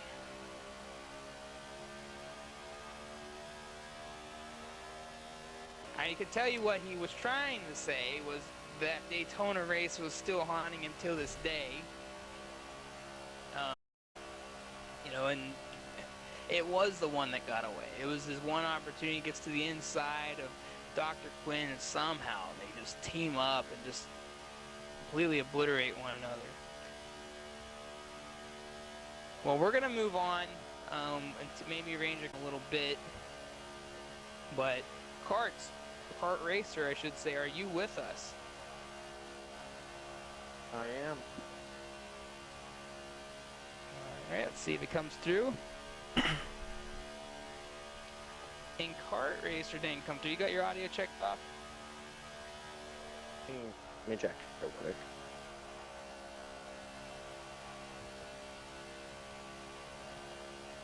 Oh, he's coming through. Okay, we got him. He's through there. I heard him. It was very faint. I'm just gonna do this. It might lag the screen. It's really quiet. Mm-hmm. And you guys heard me do that. Whoops. But yeah, is that coming through or not? I don't. Man, it's just we're having And ourselves. I know I've been having mic issues. I can hop on Discord if I need to. Okay, it's coming through that time. All right, we're gonna ask you the question, Car Racer. You are a champion, I do believe, in XRS, if I am correct. And now you're coming into MEA. I know you come in with JDMX Culture, who we might get to talk to here as well today. Your expectations coming from one league to another. Do you have any big goals in this championship? I wouldn't say I have major goals, but I am definitely looking to be very competitive, especially on the ovals. I know Homestead's on there a couple times, and that's probably one of my favorite tracks. So I hope I can get a win in there, maybe grab a pole. But I don't really have any big expectations or goals. Just kind of coming in here, just trying to have a good time. And obviously, that's the most important thing. And you know, I gotta ask you those road courses. I know that I've heard a couple people say they're not your strong suit. Can you give us a little insight on your road course rates? Yeah, I'm definitely not a big road course racer or ringer or however you want to state those. With this package that we're running this season, it's definitely difficult, and after getting a hang of a different package I thought I really liked, but unfortunately that's not what we're running, and I'm usually upper middle pack if I were to place myself, but especially in here there's a lot of fast guys, so I'm still trying to test out the waters and see where I line up here. And obviously, we're really looking forward to seeing you compete this season. We know you're one of the top drivers from XRS in that organization, and I would love to see you competing up front, battling for race wins. I know that there's going to be a couple of tracks that you're going to have a great opportunity at doing that, and I know you got some challenges ahead of you. Everybody's going to be fighting this new tune this season. You're not that's going to be struggling to figure this thing out, but you know. I know that your buddy JDMX Culture's in this series. Are you guys planning to link up together and contend for a couple of those Daytona wins? Yeah, I definitely say we're gonna try to hook up together and at least attempt a Daytona win. I know I've been pretty good uh, with previous teammates before. We've been able to hook up and go. I'm just hoping I can do the same thing with him. Well, nonetheless, we really look forward to having you, and I know that you bring a lot of experience from other places, and I really hope that you can get up there and compete with those guys, and maybe we'll get to talk to you. I wish I could talk to everybody from this series. You know, obviously, I want everyone to be good, but NASCAR series are really tough, especially on these ovals where everyone's so talented. You know, that leaves me another question for you. How tough is it to compete on these ovals? It doesn't matter where you go. When you have good, skilled oval racers like yourself, it becomes a very big challenge. And what's the biggest challenge to that? I would have to say running laps consistently, trying to break out of the draft as soon as you can if you're the lead car, is that the draft, especially here at Indy, makes it very, very difficult to enter in right and exit properly. It's just you got to be consistent lap after lap and make sure you hit your marks. Well, nonetheless, we look forward to having you this season, Kart Racer, and I know that you guys are planning on making the full schedule as well, I do believe. Am I correct? That is right. Well, it's going to be really fun to see you guys. And, you know, I would never doubt yourself because these tunes, I should say, they're going to be challenged, but everyone's going to be fighting with them too. So you might get it before everyone else does. You know, we've seen that in real life, and we can see that in the video game. So good luck to you. We'll see you this season, and hopefully you can get the Rookie of the Season. Thank you. And that was Kart Racer, ladies and gentlemen. First time here in MEA, he's going to be competing as one of the rookies. And Bobberts, you got a driver there that doesn't have the full confidence with him, but he seems to have the experience behind him. Yeah, obviously it definitely does sound like case, and yeah, it sounds like he's very confident when it's going to come to the oval circuits. Obviously, he's sounding very confident with his teammate. They'll work together well in Daytona. Sounds like he's very confident as well as with Homestead. So he's got his own personal goals set in sight. It's a case on, you know, those road circuits and obviously getting used to these tunes and setups as he's mentioned, like everyone else is going to have to, and he's just going to have to maybe adapt his driving style a little bit, maybe to get up to speed perhaps. But these are the things that what separate the men from the boys and the girls from the women and everything else. So it'll be interesting to see what kart racing can do. But I think he's potentially could be one to watch for sure. I think he will pick up some very good results. And moving on, we have, I do believe that is RZM Ultra and also with him JDM Culture. Both of you, I don't believe Culture's in here yet, but can you at least check off your audio for me? And Ultra, you come in as a driver that from the JRL community is one of the top guys in that series. You come into MEA as a rookie. What experience do you bring from one place to another? And I know you got a couple other places, but what's that experience going to be like for you entering as a rookie? Well, obviously, hearing how MEA is very professional and everything, hopefully we can bring something to the table for RZX, and it's hard to, because yet again, there's a very competitive field out there, so hopefully we can bring some finishes for RZX. What's your expectations this season? Do you have any high expectations? Is there anything that you see to be within reason? Are you going after a championship? Can you give us a little bit of insight there? Well, after the first race is finished and seeing where I can finish in like these type of races, I'll probably then set my goal. But so far, I'm aiming for like top tens or fives currently. Well, nonetheless, we look forward to having you this season, Ultra. And I know that you're looking to compete at the full schedule, so maybe we'll see a championship fight for you as well. But congratulations on making your way here to MEA, and we look forward to seeing you. Thank you, man. And that was RZX Ultra, and I'm going to shift gears to JJ. And JJ, you know about RZX Ultra. He's been competing in JRL for quite a while. You know he has a couple other leagues. Your take on what he's been talking about. coming into MEA? I mean, yeah, like all the other RZX rookies that are coming in here, like I've been saying in the previous uh, parts that we've been talking about, is you gotta know what you're coming into. You gotta know the tune, the tracks, pretty much everything. You gotta know every little detail about this series in general. And I think that Ultra is going to be pretty confident. That hopefully is confident enough to make some races, put some laps down for qualifying and for the race. And yeah, that's really much it. Well, obviously, we're looking forward to having him, and I know Halo's not going to talk to us tonight, but he's another guy that has a lot of experience over there, so we'll look forward to seeing those two, as I know they're competitors within a group. I do believe we have JDM Culture, however, just joining us. He's also a rookie in the series. A lot of rookies to talk to today, ladies and gentlemen, but that's a beautiful thing. We love having newcomers here at MEA. Again, as always, make sure that audio is checked off for me.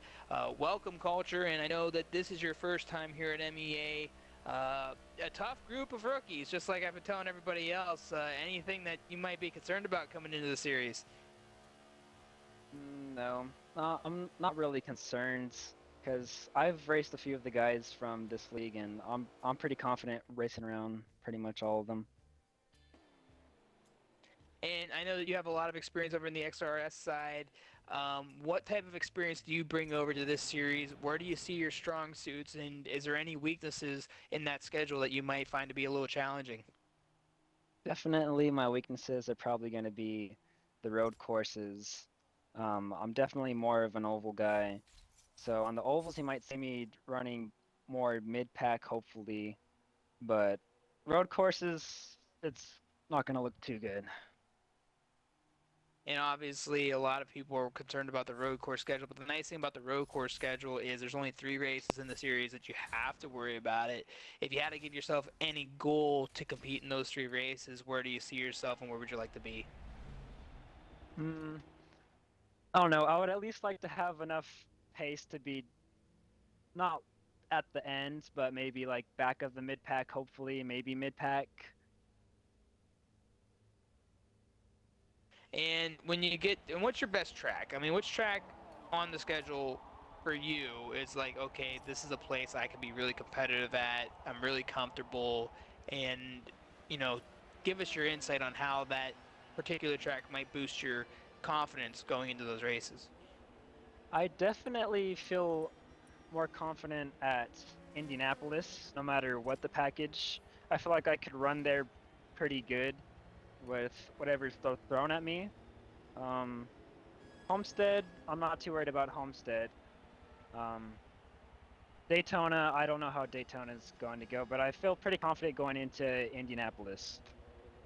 And with a week until the opening round of the series, all the tunes are out. Have you gotten a lot of practice in, or is tonight the first time you've gotten into these tunes? How do they feel for you? Is there any iffiness on it? I've practiced a little bit of the tunes. I've practiced more of the road courses because that's where I'm gonna need help in. For the ovals, I've only tried it out just a little bit, so not too sure what to expect in the long run. Well, I do look forward to seeing you compete this season. I know there's a lot of drivers in the field, and I know as we get the season to go on, we're going to see some drop-offs, but there's definitely going to be 2 different lobbies, that's for sure. We all know that. Hopefully you can find your way up into that top 20 in qualifying every week, but we really look forward to having you. Hopefully you have a very successful season, and hopefully you can grow in this series and become a better driver just like everyone else is trying to do. Yeah, thanks. That's pretty much the goal here, just to race against faster drivers, try to get a little bit better, and just learn along the way. That's pretty much the goal for me here. Well, we look forward to having you. Good luck this season, and maybe we'll get to talk to you a couple times later on. Yep, hopefully. Thanks. No problem. Thank you. And that was JDMX Culture, ladies and gentlemen. Newcomer in the rookie class. And again, Bobberts, a lot of rookies. And it's great to hear from these drivers. So these are drivers that we don't get to hear from very often.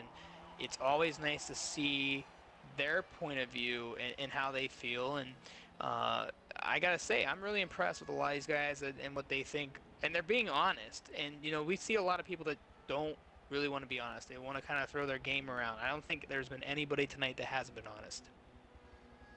No, yeah, it definitely seems like everyone's just sort of saying it as it is, and as culture is sort of saying, they know, been around in different leagues. But obviously, coming into MEA, you've got different drivers, different competition, and it clearly sounds like he wants to, see maybe as to where he can improve his game. So, he'll learn that from the people that he's racing with going wheel to wheel and trying new different lines. So, yeah, it sounds to me like he's up for the challenge and will learn a few things on the way. So, and I think it seems like it's going to be the case for pretty much everybody who come into this as a rookie, but even the veterans as well will have could also learn something from the rookies.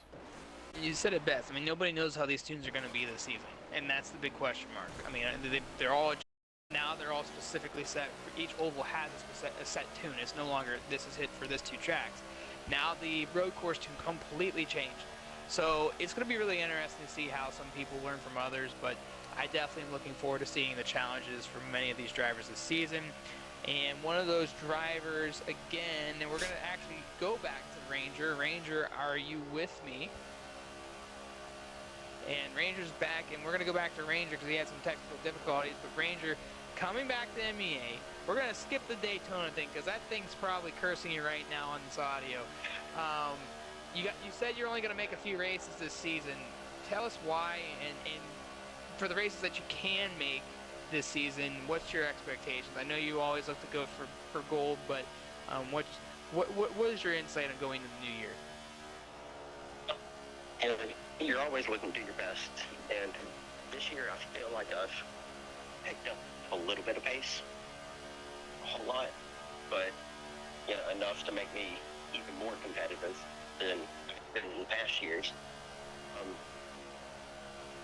That Daytona 1 always haunts me, so we'll definitely be going for that. Just coming back to MEA and competing with everybody is always fun. It's always a great time. You don't have many arguments with people, unlike other leagues, and it's a great time. We have wonderful competitors. One of those competitors is your teammate LMP Amoeba. I know you're hungry, and we know how hungry he is. Have you gotten to talk to each other prior to this season, and what's your plans? I know that you're probably going to be in one of the Daytona races. Where are you going to be at this season? Hopefully we're always helping each other. I don't always have the pace to keep up with him, but if I can help him, I will. We kind of treat it like any of the big teams. You help each other out, but when it comes down to those last final laps, it's every man for yourself, really.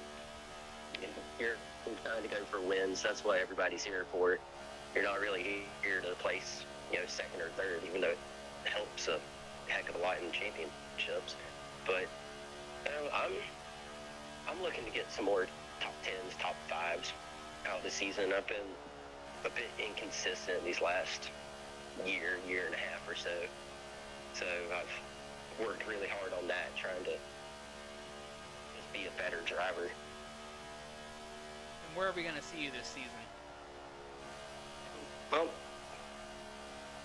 hopefully I can make it to all the races. It's schedule's a little tight, but I think I should be up there. I should be top 10s all year is my expectations, and where we can get those top, so we'll take them. Well, nonetheless, Ranger, we hope to see you at every race this season. You're one of the guys that have been around for quite a while in MEA NASCAR, and you're always good competition. And who knows, maybe the curse of Daytona will end, and you'll finally get that trophy to raise up over your head. But it's definitely. Well, nonetheless, we wish you the best of luck this season. Glad to have you back in the series, and good luck to you out there. It's always great being back. And that was LMP Ranger, ladies and gentlemen. We're going to also talk to Flag 4199. We're just going to say Flag. Well, of course. I try to avoid saying the numbers, but I at least try to give it once so everyone knows exactly who we're talking about. But Flag, you come in, another rookie in the series. I know you've been in kind of the Discord for a little while now. You actually were appalled about the power rankings and feel like that you higher up that. Give us some insight. Is this a series that we should be keeping an eye on Flag? I mean, I'm definitely not going to be a top 5, 10 driver just from the people that we have here. But I'm definitely going to be, because I plan on making all the races unless something comes up directly that I cannot physically be here. But I expect myself to be top 20, in all honesty, because I have pace, especially around the ovals, especially with all the testing we've been doing during the media day. I feel like really consistent with the tunes and everything. Road courses are going to be a different story because that's like, but I'm horrible at road courses. It's just not fun for me because it just hasn't been my style. Because originally, like how I got into racing was I was an F1 guy, always was. Played with friends originally, then got competitive. And kind of quit doing that and joined Raven Racing originally. Then through there, I got into OEC. I was originally with MEA for a little bit. Then I kind of dropped out doing other servers. And then Raven kind of, I don't want to say disbanded, but kind of everyone kind of left. So then now I'm with CR, those guys. And seeing, at least with like the NASCAR portion, it's always been something I've loved, even from a kid, growing up watching NASCAR, learning that there was NASCAR service in FM7. I'm like, okay, let's get involved in this, see how I can do. Even from just trying to get what I got from like GT racing, hypercar, LMP2, all that stuff, and trying to incorporate what I've learned from there and getting it back into NASCAR. These cars and everything, it's just like it definitely helps me out. And then of course being here with some guys and also running with some of the other guys. Like my original plan was to run with the LMP TVR and a MOBA and another, but that got derailed for reasons I will not say. And some of these other guys like Osmos and here. Grimmer raced with him in another series in JRL when I was in there a little bit. And most of the RZX guys I've raced with and against, they're all good dudes. No, you're good. No, it's okay. And you know, just one more question for you. With that being said, I mean, which track is the one that we should keep an eye on yet? I mean, Daytona, I feel like that's the top answer, just because how chaotic it is. Its nature. I feel like I have good pace around there.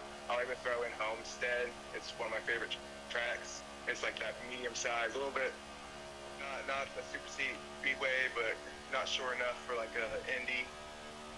Like those, and I feel like road courses. Well, I'd probably say Watkins. I've done well around there. Well, nonetheless, Flag, it's going to be really interesting to see you part of this field. Part of a big rookie class, like I've been saying all day to everybody, but we wish you the best of luck this season, and hopefully, maybe we'll get to talk to you as well.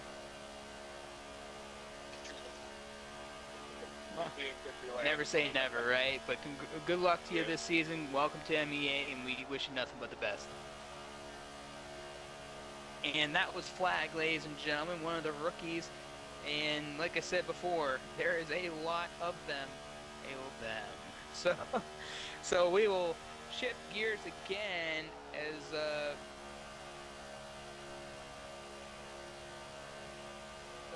I was just reading something there, but we're gonna move gears here to Riddle U. And Riddle, I know that you've been a long-time competitor in MEA. What are you looking for? I mean, you were also part of last season, so what are you looking forward to this season that maybe we didn't see last year? For one, I gotta get my name moved up in them power rankings. Last season was just plagued with poor decisions on my behalf on pitting and some stuff that was out of my control, wrecks at the end of the races. I missed out on a couple top fives. You know, it's just, that's how big ovals are. So this year I'm gonna focus on being a little more aggressive, forcing my way, not forcing, but gently moving my way to the front. And because last year was my first year with MEA, I wanted to focus on just keeping up. And now throughout the past couple leagues, I believe I've finished top 10 in most. I mean, showing up matters. And then I believe I got a top 5 in, I believe it was what was it, the Mercedes series that we ran. That was a good season for me. So I'm gonna definitely try and be a little more aggressive during this NASCAR season and get myself in every race. Well, yeah, we love having you, really. You're always the guy we Rockstar number 12 yellow schemes, and I know that sometimes you dip around and other stuff, but we see that car and we know who exactly is driving it. I definitely would like to see you perform well this season. I know that you would like to get up the power rankings, and obviously that can change at any point in the season, but there's some experience behind there. But with the new tune, does that experience kind of go away? I'm going to be honest, when it comes to tunes, they fit some drivers, they don't fit other drivers, and with these oval tunes, it landed in my lap. So I expect to see me more in A lobby on some of the smaller ovals, than Daytona. I'm looking stronger at Daytona this year as well. I was doing some practice laps. I'm trying to do practice laps with as many people as I can, find some friends. I run solo, I'm not on a team in here, so I got to see who I can work with. And Solar Cosmos, I believe we ran 6 or 7 laps just side by side in that first practice session today in the race. Well, Riddle, we look forward to seeing you this season. I know there's some higher expectations than what some of us at the MEA board might have put you on, but that's what it's all about, right? Proving people wrong, making a name for yourself. I know that you're having a lot of fun here at MEA. We love having you here at MEA. Good luck to you this season, and we will enjoy seeing you compete. All right, good luck to everybody else as well. And that was Riddle U, ladies and gentlemen, of this series. It's been around for quite a while now here at MEA, so it's always good to have Riddle U in action. We're going to shift gears again, as we got a few more interviews left. As we get to the top of the hour, we'll get with LMP Amoeba, and talk to him, and then AMS Design to follow. We'll also get BNX Shoya in here momentarily, but we're going to talk to EXR Lucky. And Lucky, it's great to have you here. Make sure that your audio's checked off, so make sure that everyone can hear you. But Lucky, this is your first time here in the MEA NASCAR Cup Series, and I believe you have a pretty good history in this type of racing, am I correct? Very long time ago from an organization that really doesn't do much these days. All the people I've been around for was called Turn. Did a NASCAR thing that I fared well in, but. So what brought you back to the style of racing in itself? What caught your attention? And like I said, we haven't really seen a lot of you in MEA, so it's nice to have you. It's so honestly always been Dayton time, as on the East Coast of America. It's always been like a hard for me to get on at 3 o'clock is fairly challenging. So just being a little bit later in the day for me made it more accessible to be able to run it. And I have a handful of friends that decided to run, so I was like, all right, let's go. Did you have any expectations coming into the season? Do you see yourself as a championship contender? Where should we keep an eye on you at this year? I don't know. You never know what happens, but I like to think that I have a good chance for, say, top 10. There's a lot of big names in this series from what I've seen, and a lot of people I know that are good in the NASCAR stuff. So. And you're part of that big rookie class. It seems that it keeps on growing as the series gets closer to the starting point. Is there any entire field that had your eyebrow raised and it's like, yo, this is who I want to be up with at the end of the season? I mean, it'd be nice if we here with Bobberts and I know I've always been close to Bryant in pace, but I don't know. We'll see. I like to think that I have the pace and the ability to hang up there, but it's been a long time since I've driven NASCAR, so we'll have to see. You still got plenty of time to get in the tunes and put down some laps and see where you're at amongst the rest. But we are looking very much forward to having you here at MEA. You're a veteran within the community, a rookie within the MEA organization, but we know that you're going to be tough out there, and we wish you nothing but the best going into the new season. Oh, yeah, thank you. I appreciate it. And best of luck, everybody else that's racing. All right, and that was EXR Lucky, everyone, as he's going to be making his debut next Friday at Daytona. I do believe we're going to Daytona. We're going to Daytona first, right, Bobberts? We are indeed. We are indeed. We've changed the schedule around the last few years, so it sometimes changes. So I had to double check on that. So yeah, apologies on my lost mindset there. So that's everybody up to this point. We are going to have an interview here with VNX Shoya, and Shoya, it's great to have you. I know that we weren't expecting you, but here you are. And my question to you, sir, is you're a very driven guy this season. You talked about going for a championship. You don't really want to make too many friends. You just kind of want to focus on yourself. You'll do what you have to do. But what should we expect this season that we haven't seen in seasons past? More controlled, man. Like y'all said early in the day, used to get in my head a lot, mess myself up. In this case this year, ACC really helped me get that under control, so I'm ready to go. And I know that the last few years you've kind of been in there more about getting certain wins at certain tracks. Now it's about more than that. It's a championship. You're very good at Homestead. You're very good at Indy. We've seen you up front at Daytona. Do you feel like, as long as you are successful at these places, do you feel like your road course program is going to do pretty well as well? I'm actually feeling faster in the road courses this year than the ovals. And I know that that's been something that's really been kind of like, I'm going to be in the top 10. That's where my goal is. It sounds like you have higher expectations. I'm going for top 5s and wins on the ovals. Well, that's always a good expectation to have. I got to ask you, though, in the series, there's so many new rookies. And I know that this is probably the biggest rookie class we've ever seen in MEA.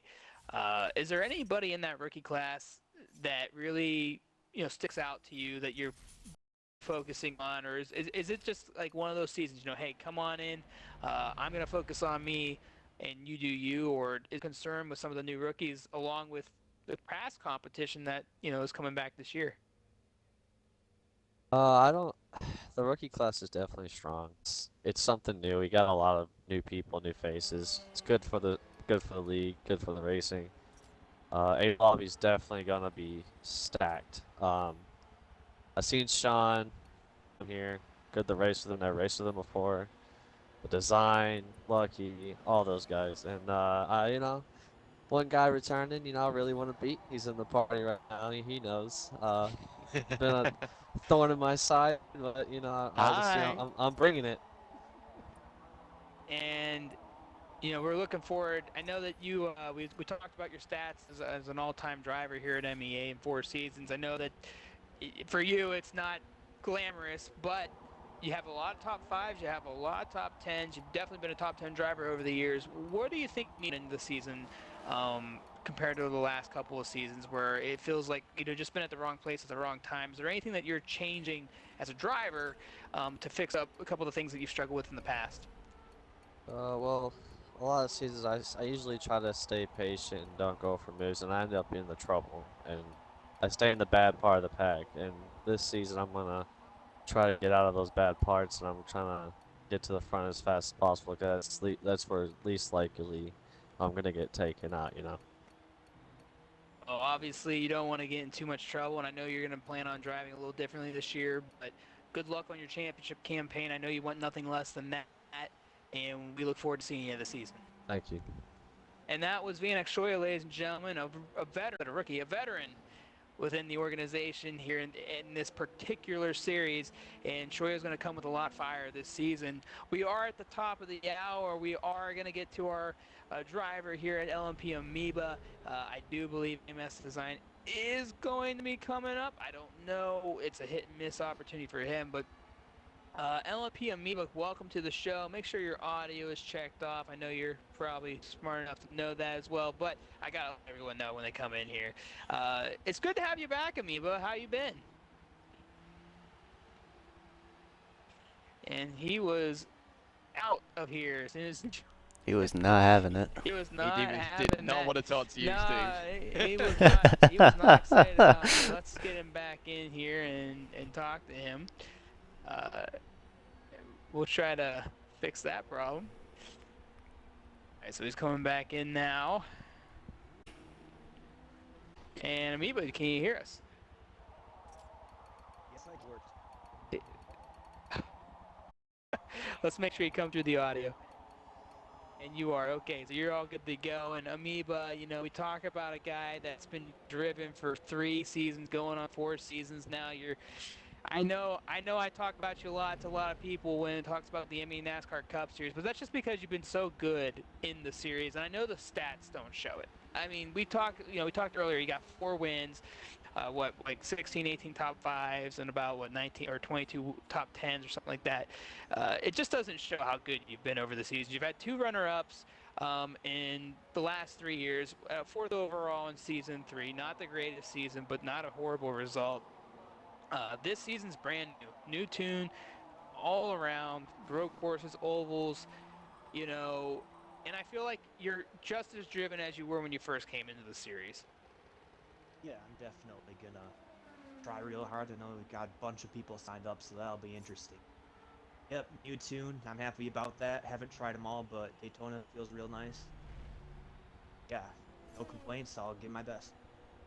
And, you know, we talk about the things that have been unsuccessful for you. You've always been the guy on the track that, you know, hey, I'm going to make this pit stop. I'm going to do this pit strategy. We're going to take this opportunity. I'm going to sling it here. We're going to drive this out. Is there anything of that you're going to change? Or is this going to be the Amoeba we know? I'm going to switch it up a little bit if I need to. Or are we going to take a more conservative approach this year from you and try to kind of run how everyone else is running? It might be better to dial it back. It's fun to try something different, but yeah, to win a championship, I might need to go with other people.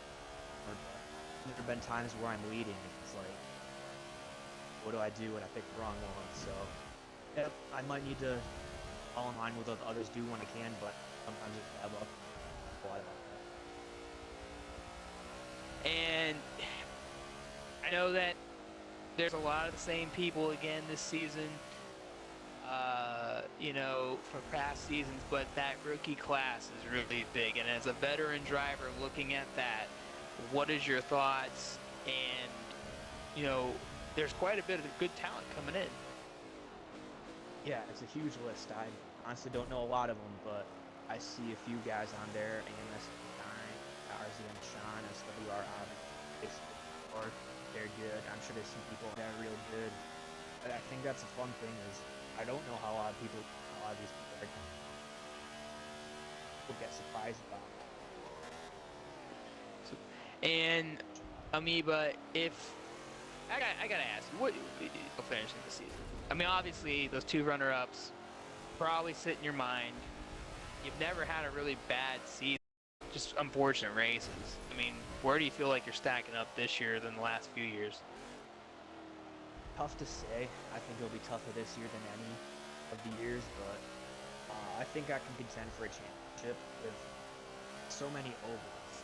Tough to do well at all of them. There's going to be some bad luck, something happens out of your control that I think it'll be tough to have a down.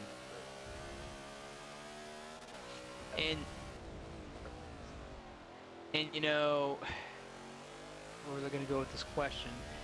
Do you feel like that this championship is the one thing right now? I know that you've been a Buggy Cup champion. We talked about that in the past. Not really a glamorous title to have, in your opinion, but you have it. Is the NASCAR Cup Series and MEA the big one for you? That's the feel I got. You're a 2-time NASCAR champion in Tora. You've had a handful of wins here in MEA. What's the goal in MEA for you? Is this series the one series you're trying to check off on your list? Yeah, it's definitely the main one. Like you said, I did Tora. That was a huge accomplishment, but I just can't seem to get this one. There's probably the hardest one that I've ever participated in is this series. And I like the cars. There's some good drivers. It's a lot of fun. But yeah, finally getting a chance. And I feel like a championship, anything less than a championship for you is possibly failure. I feel at this point of your career, to be successful, you've been on track, though the numbers don't show it. It seems like you should be a champion already. Is that something that looms in your mind, championship or bust? Or do you feel like, no, it is what it is, I'm just going to do everything I can? I wouldn't say losing a championship would be a failure, especially against a lot of guys. But yeah, definitely there's a real chance, and I feel like I don't know, to be outside top 5, I'd be pretty disappointed. But I'm competing for the championship. I expect to. Well, nonetheless, Amoeba, it's always great having you here at MEA. You're one of the toughest competitors in the field typically, and with this class of drivers, new drivers coming in, it's definitely going to be a challenge for a lot of the veterans, including yourself. I gotta ask you, that's a good question for you because you've been around, you've done all these races, you've seen it all. COTA is here. COTA is ready to rock and roll. Is this a track on the schedule that now you have to look at and say we got to get good there? Like, because you've seen Snow, you've seen all these other tracks. What does COTA bring challenge-wise for you as a driver? Well, it's just a new track, and there's a bunch of really tight corners it's a tough track. I like it. I know a lot of people dislike it, but I find the challenge fun, and yeah, it'll kind of more of a wild card. Like I said, we haven't been there, but yeah, bring it on. Well, we look forward to having you back, Amoeba. Obviously, the season's 1 week away. A lot of time still to prepare. A lot of people still getting those final paint jobs in, those final laps in. We know that you're going to be ready to rock and roll, and hopefully you can have a very good campaign this season. So we wish you the best of luck, and it's good to have you back. Thanks. And that was LMP Amoeba, ladies and gentlemen. Kind of cutting it out for a small section there, but we got the majority of it, and that's all that matters. And it's good to see Amoeba back, Bobberts. I know that I kind of threw a little bit of juice at him, and let him know, like, hey, you're one of the guys to keep an eye on. But Amoeba's always been one of the guys to keep an eye on, and we talked about earlier in the show. I mean, he's gonna be there. He's gonna fight, and with this rookie class, we know that there's some new ones in there, but I just think this guy's really driven, and it's going to be interesting to see how just from the season prior to now. Most definitely. I mean, obviously, he's had those couple of runner-up finishing positions at the end of the championship, and he's probably been a little frustrated because, he's picked up the wins and he's picked up quite a lot of the consistent results, but as I touched on earlier, it was those decision-making races that have cost him. So he's got to learn from that and get that out of his mind and start fresh this season. He's obviously a title contender amongst a lot of other drivers. It is very open as to who could win, but at the end of it, I just think that Amoeba, he'll be there. Keep an eye out for him, and even if he is towards the back at any given point, never. And yeah, we'll definitely be keeping an eye on him this season. Move on to one of the written interviews that we had, and I'm gonna pull that out. We're gonna get to VNX Kami's interview. We were supposed to get to hers first. We got right into the interviews because of the time constraint. So now, where's hers at? I have all this stuff. All right, so for Kami, I gave her a few different questions. First question for Kami this season was, coming off of a very impressive rookie season in the NASCAR series, do you feel a lot more confident this season now as a veteran?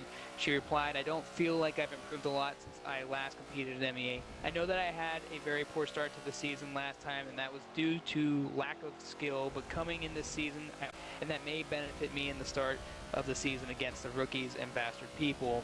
Follow up, what can you bring from last season that you've learned going into this season? She said, the most I learned from last season was how to actually drive a NASCAR Cup car to be exact. It was my first time getting into a Cup car and actually racing with it competitively. Now coming into the season, I know how to drive properly and not have as many mistakes as I did last time.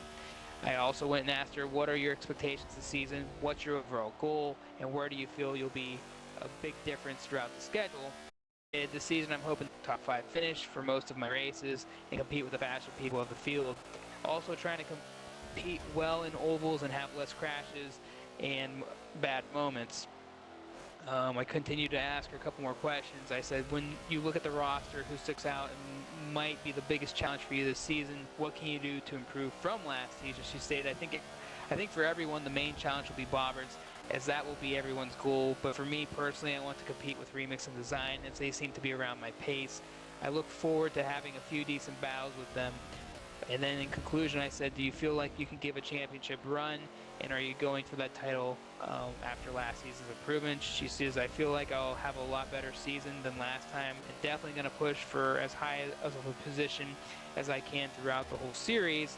The title seems a bit far for me, but I know if I practice a fair bit, I can have a shot at getting it, maybe. And you know, Kami, Formula O's Fem Racer, she did have a rough start to the season prior, and Bobberts, I know you were, you're part of that last season. She improved a lot by the end of the season, especially in the championship race where her and Katie took off late in the race and they were just flying through the field. I still think Kami is a driver to watch this season, and I wouldn't roll her out. I completely agree. Yeah, I think she may have been a bit modest on herself there. I mean, she did have a few rough areas, a few rough moments, some of which weren't her own fault either. Just caught up in the wrong place at the wrong time. But I do think that throughout that season, whether if it was the road circuits or the ovals, that she showed real good pace. And again, and amongst a lot of other people, is a driver to definitely watch out for, and will definitely contend for top 5s on a week-by-week basis, and even on the podium, and if not a victory. So I don't see any reason as to why not. Maybe she could even contend for the title. But again, just like everybody else, we'll see how see how everybody goes, see how she can, adapt with the tuning, obviously with the new tune. Sorry, but yeah, she'll do well. So going forward, we're going to move on to the power rankings. We do have one more interview to read off. That will be Katie's. That'll be in moments time here. We're going to go to the power rankings, and I believe both of you guys should have a copy of that. Now, looking at, and I have them here, Bobberts, you come in as number 1 of the overall power ranking. Again, ladies and gentlemen, this is where the organization sees as an entirety from past seasons to now what to expect. And Bobberts is coming in at number 1. Number 2 is LMP Amoeba, and number 3 is Miss Katie Cat. Some people would think Katie should be number 2, but because she hasn't been up to this point, I think 3 is very comfortable for her, being a past champion and knowing that she will have some success more than likely this season as we watch her get spun around on the screen, paddling with Brian at Coda. Bobberts, do you think that the top is about right for you? I know that for you it's number 1, but when you look at the overall entirety of the league, it seems to be about right. Yeah, I think when you look at the top 3 who have been there for for all 4 seasons or 3 seasons, those are the drivers that have been at the top a lot of the time, if not really the whole time. So, they're drivers that'll pick up race victory every single week. They will, even if they're always there in the top 5, and that's why obviously, Katie herself has got a championship. Amoeba has got his runner-up spots, and if not, should have a championship himself. So definitely it's the skill and the consistency of those drivers as to why they're up there. Now we look at the remainder of the top 5. BNX Shoya at number 4, and also BNX Kami at number 5. We just talked about her interview and how she feels. If she can have all those top 5s, then obviously I think she has an opportunity of finishing up front later in the season. The Remix at number 6 could be a question mark, but Remix has been part of the series. I think he'll be pretty good at most places. We got JJ. AJ, you're coming in at number 7 in the top 10. I know that you're a very modest guy, but how do you feel being at the top 10 of the power rankings?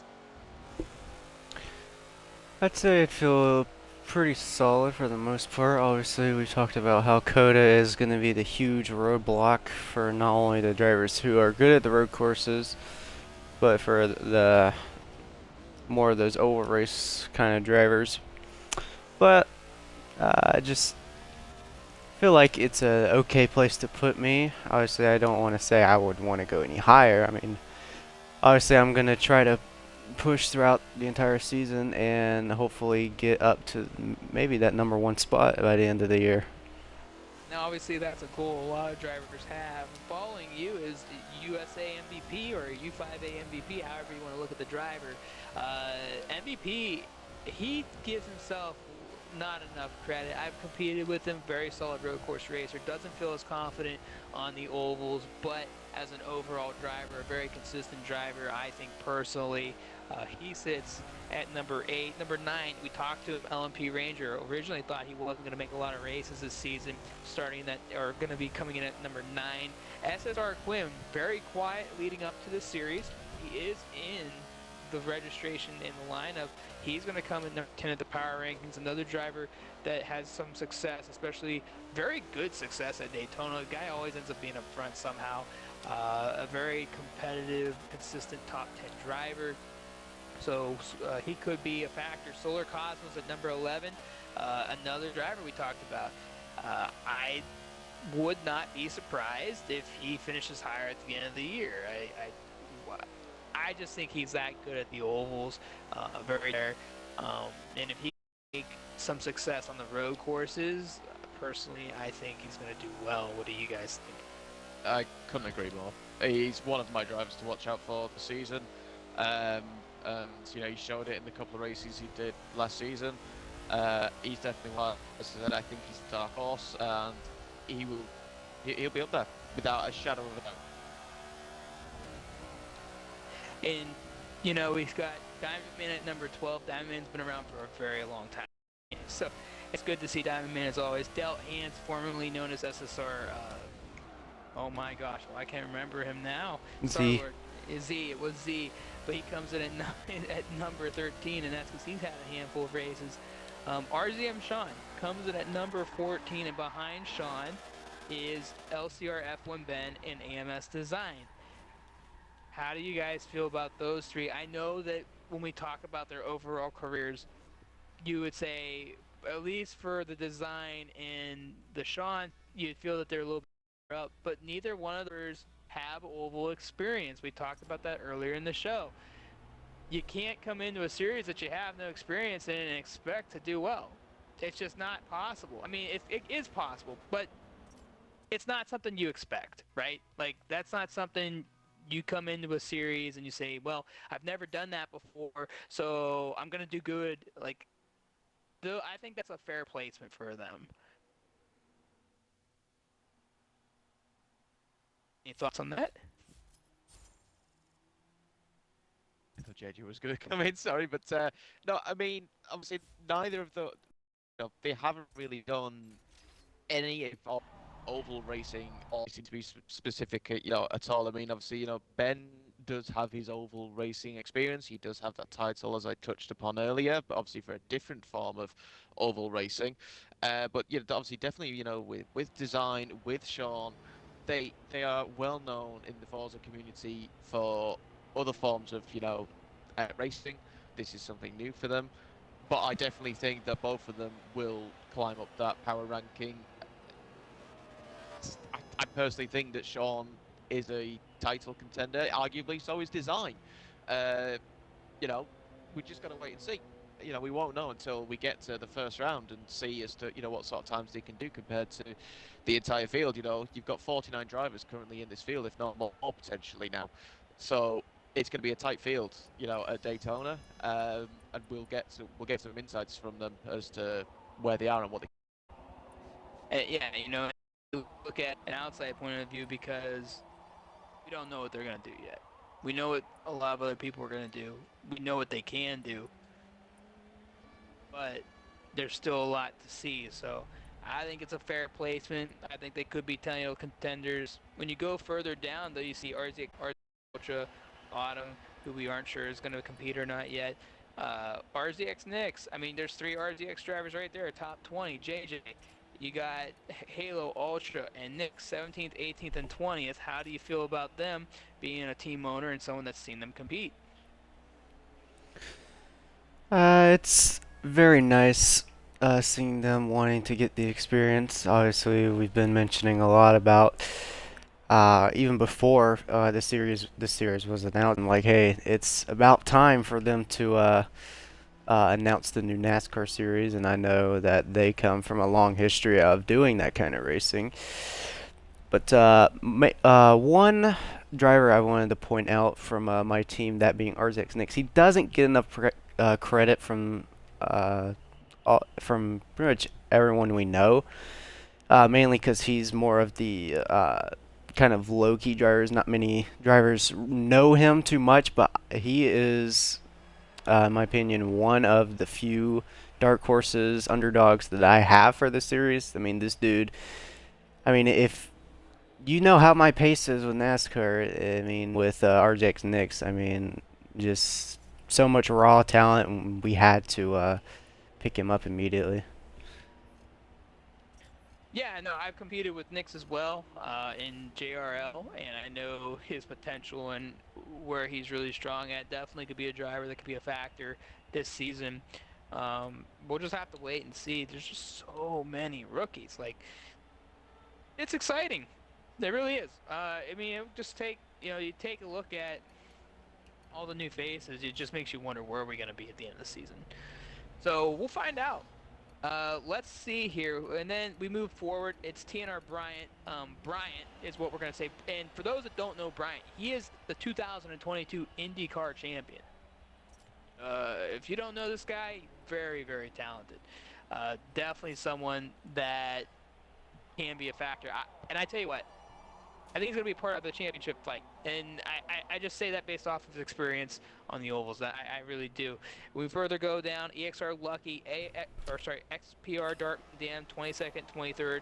Missile Division, 24th. Deed Speedman at 25th. Riddle U at 26th. Chase Elliott at 27th. Kart Racer at 28th. 29th, BMS Rees. I do apologize. Then we have BMS Boost. We've seen him in the past, but not for this particular series at 30th. DOR Rogue at 31st. BNT Rosenquist at 32nd. SMX Avatar 33rd. 34th Flying Rosie. TNR Horizon at 35. FSM Gray at 36. And then there's RZX Cam at 30. And I just want to take time to ask JJ here, do you feel like Cam deserved better than where he got placed? No offense to Cam, I feel like that's a pretty good placement right there. Obviously, you know, he has a lot of time to improve his current ranking as of now. But obviously, still need to work on that road course game. Obviously, the oval game that he has right now is solid. Not sure if it's enough to compete win. If he's listening right now, I know it's no hard feelings on him, but I'm sure he understands. But obviously, like I mentioned about the road course situation, he doesn't have that much experience. Obviously, him, AR and MVP, they race a lot in another NASCAR league that I'm not too, and they do a lot of ovals, if I'm not mistaken.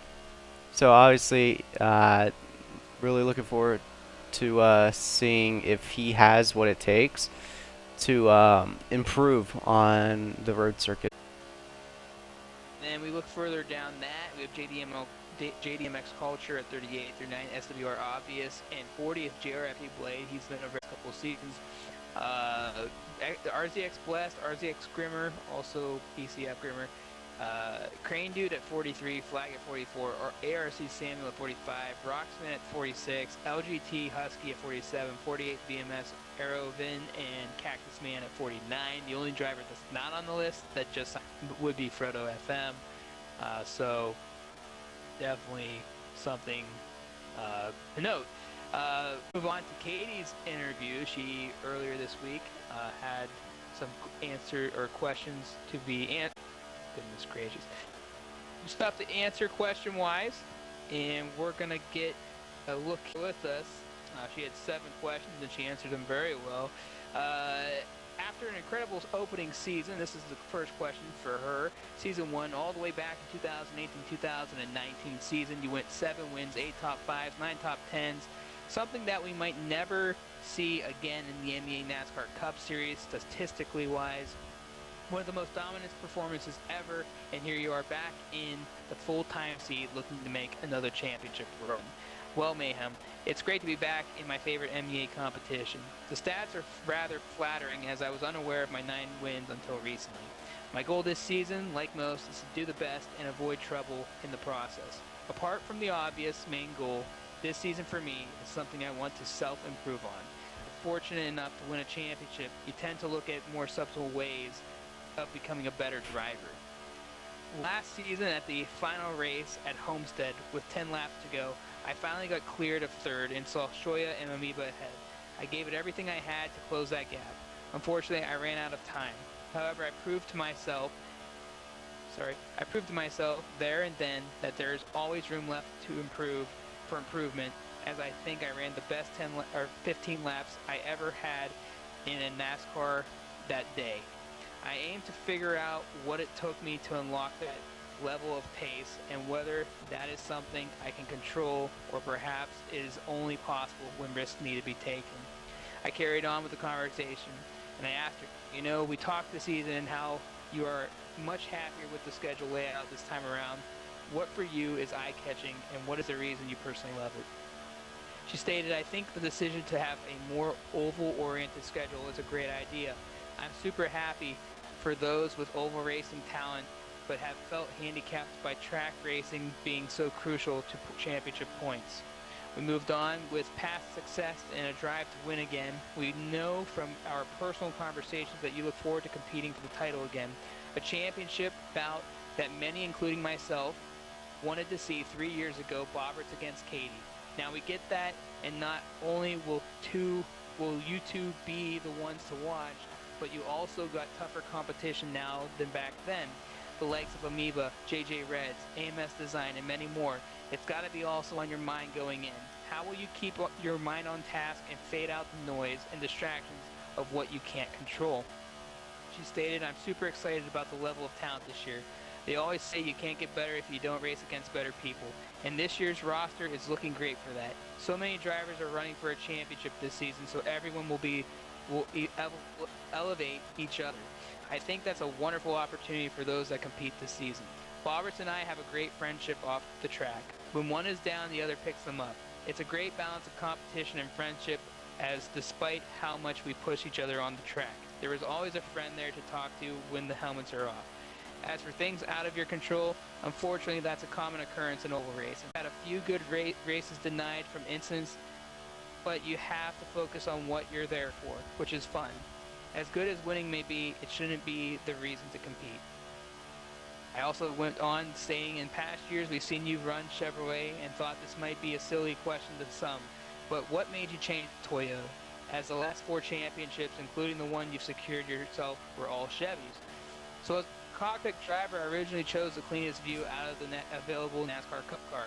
This year, however, is my first year as a NASCAR fan. I followed the entire season, which was so much fun to watch with friends. With that said, my favorite driver in NASCAR is Martin Truex Jr., who drives the number 19 Fast Pro Shops Toyota. This season, my car and paints will replicate this car because I'm a shameless fangirl.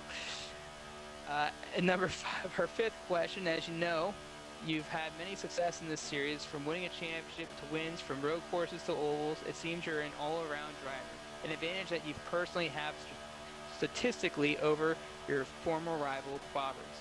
Do you feel you have an all-around edge to a certain degree? Also, when you take a look at your all-time wins, you have 3 on road courses, Watkins, Sonoma, Indy, and the 6 others on ovals. Is there any track that you look at this season that you think, I need to get better here?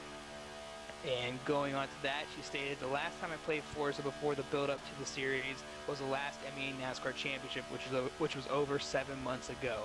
This, of course, affects my performance when lots of drivers play Forza so regularly compared to myself, so my all-around edge may not be as relevant as it once was.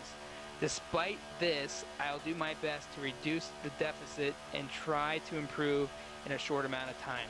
I think it's inspiring to see drivers I've raced with improve themselves over time. A top 5 would be an amazing result for me on road courses, so that's what I'm realistically aiming for. We carried on. Though we've mentioned it before, you didn't run Season 2, and you ran almost half a season in Season 3. And last year you showed up, but it didn't really take it seriously, running 9 out of the 10 races, but had zero intentions for a championship. This season, you come in full-time and are aiming for a second title. What must you do mentally to keep the focus, not only that looking forward to coming back with a great mindset heading into this season? I think it's important, she said. People just have fun with being part of it all. Those that know me know I'm not the most competitive creature on the roster, and I feel that sometimes people can get so hung up on a result that they miss out on the fun side of the event itself. What I'm looking forward to most is very self-focused. I want to see if I can improve myself as an oval driver as a whole, regardless of the championship.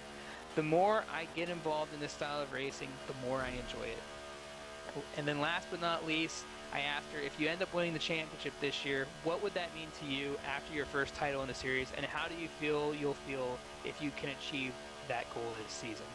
She stated, I think it would be an amazing conclusion to my time on Forza 7.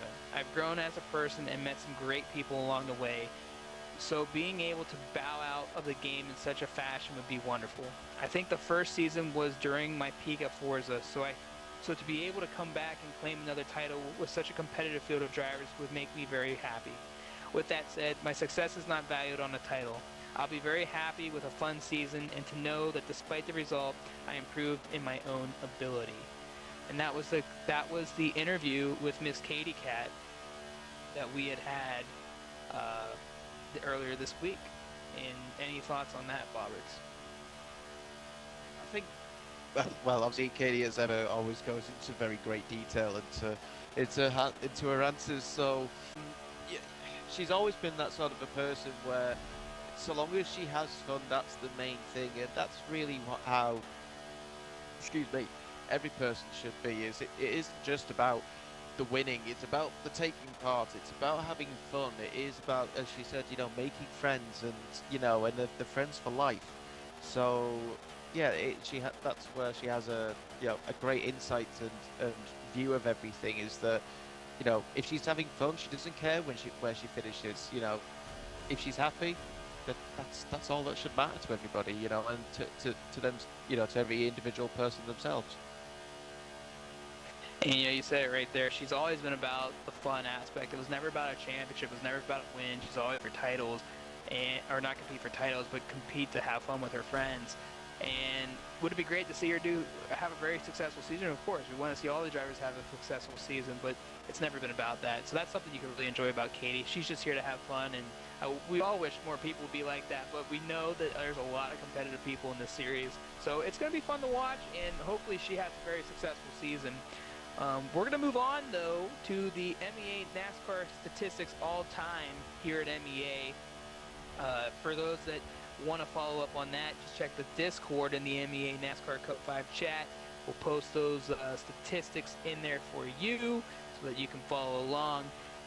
And looking at it, career wins. There's only 4 returning drivers at all time here at MEA that have wins in this series. Boberts being one with 9 wins. Miss Katie Cat, 9 wins. Amoeba with 4 and Shoya with 1. That's it. Those are the drivers that are returning this year that only have wins. When we look at career top 5s, Boberts has 31, Amoeba has 17, Katie has 16, Shoya has 7, Quinn, SSR Quinn has 4, LMP Ranger has 2, BNX Kami has 2, LCR F1 Ben has 1, Remix has 1, Dartman Dan has 1, and Delhans has 3. I had to apply him late because he signed up like a few days ago when I had this completed.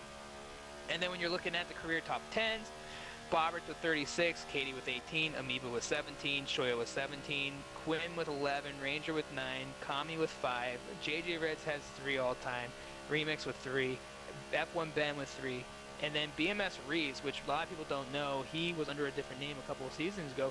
He has 1, Riddle U has 1, Crane Dude and Dartman Dan with 1 as well. When you look at the seasons that all these drivers have had, there's more Season 1 drivers, or drivers have had 1 season in, that's more like last year. Delt Hands, Riddle, Reese, JJ Reds, Remix, and Kami. Let's see in the series, Ranger, Dan, and Crane Dude. Katie, Amoeba, F1 Ben, and Dr. Quinn, they all have 3 seasons under their belt. And Boberts, you and Shoya are the only ones that still continue on here since Season 1, because Katie, obviously, and Amoeba were not in prior seasons in the history of or the series. When you look at that, you think, wow, there's only 4 drivers that have wins coming back. Are we going to see that change this season, do you guys think? And I'm going to start with you, JJ. What do you think? Do you think that these overall time statistics here in this particular series are going to completely change this year? Without a shadow of a doubt, yes, because we have so many rookies. Just looking the past season, we really didn't have that many, but we definitely do have quite a lot this season. I definitely think it's going to shake up how the results and point situations are going to look like. So yeah. And Bobberts? Yeah, again, completely agree with JJ. You know, I think there's a lot of people that you could look at in terms of that signed up that's going to race. A lot of people, or any one of those people, could win at any given track, whether if it's oval or road course. So, yeah, well, you never know. We could even have 10 different winners, and that would be something. That would be a first for yeah, expect at least quite a few more names onto the career wins, and definitely obviously in the top 5s and the top 10s. So it'll be be like a business season, and no doubt be the best season that we've had so far. And looking at the next sheet here, we move on to the all NASCAR success. This is MEA, this is everything. This is stuff that we got earlier. I know Solar Cosmos, it doesn't show on this sheet, and if you're following us, check the Discord. It's right in front of you. I believe Solar Cosmos said he has 53 wins all time in NASCAR series. That's quite a feat. But when I look at the rest of this, I got Bobberts here. I'm gonna go down the list here for everyone. We're going to talk about ESP Bobberts. He's a 3-time MEA NASCAR Cup Series champion, 9 wins all time, and he also is a MEA Daytona 500 champion. Why is that important? It's Daytona. It shows that he has a win here, but never in the series itself. The Daytona 500 is completely separate from our Cup Series. JJ Reds is a 2-time JRL NASCAR Cup Series champion. I don't have the full wins on that in a 2-year span. He also was the 3rd annual MEA Daytona 500 champion as well. Bobberts was season 2 or the 2nd annual. When we continue to go down that list, we have Miss Katie Cat. She was season 1's MEA NASCAR Cup Series champion, 9 wins all time.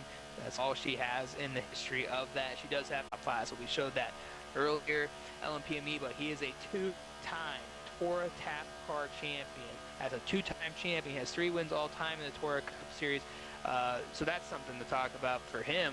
To have 2 titles, he has to be very consistent up there. He's also a 2-time runner-up and 2 times runner-up in the MEA NASCAR Cup Series, 4 wins all time.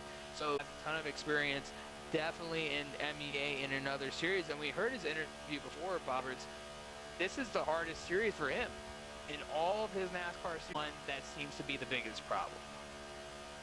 Obviously, he lined up with that was when he obviously made his interview earlier, and he's obviously very happy that he has those 2 Toro NASCAR Cup Series championships. But this is it's the MEA one that deluded him, and obviously twice, unfortunately, he has been he's been never the bride as such. So maybe this season will be a different story for him. But as he touched on, clearly MEA, or as I believe he said, that MEA has that higher level of quality, and but that was what gave him that insight to push further and get better and get those more consistent finishes. And continuing on, looking at it, we got Bryant, who is in, I think, he's currently on the screen. I'm going to put him on screen for those that don't know who Bryant is. We are on the roof cam right now. He's pushing Remix, but Bryant, he's competed in a series that's called DMS NASCAR Cup Series, so another organization. He has 15 DM Cup wins all time with that chain, and we talked about him. Definitely someone to pay. We go down that list. Another one that we need to pay attention. 88 wins, 88 NASCAR Cup Series wins, ladies and gentlemen, all time in any series this man's ever competed in. RZ. He's a WARL NASCAR Cup Series champion, SR Cup Series champion, an NRL NASCAR Cup Series champion. He's very well in JRL as well. 88 Cup time. I know I said Fuller has 53. 88 Bobberts. That's insane. This man lives, eats, and breathes NASCAR. JJ, you know a lot more about this guy, but 88 wins, guys. We can't ignore that. No matter how tough the series is. I'm gonna start with you, JJ. 88 wins. I mean, yeah, that definitely sounds impressive.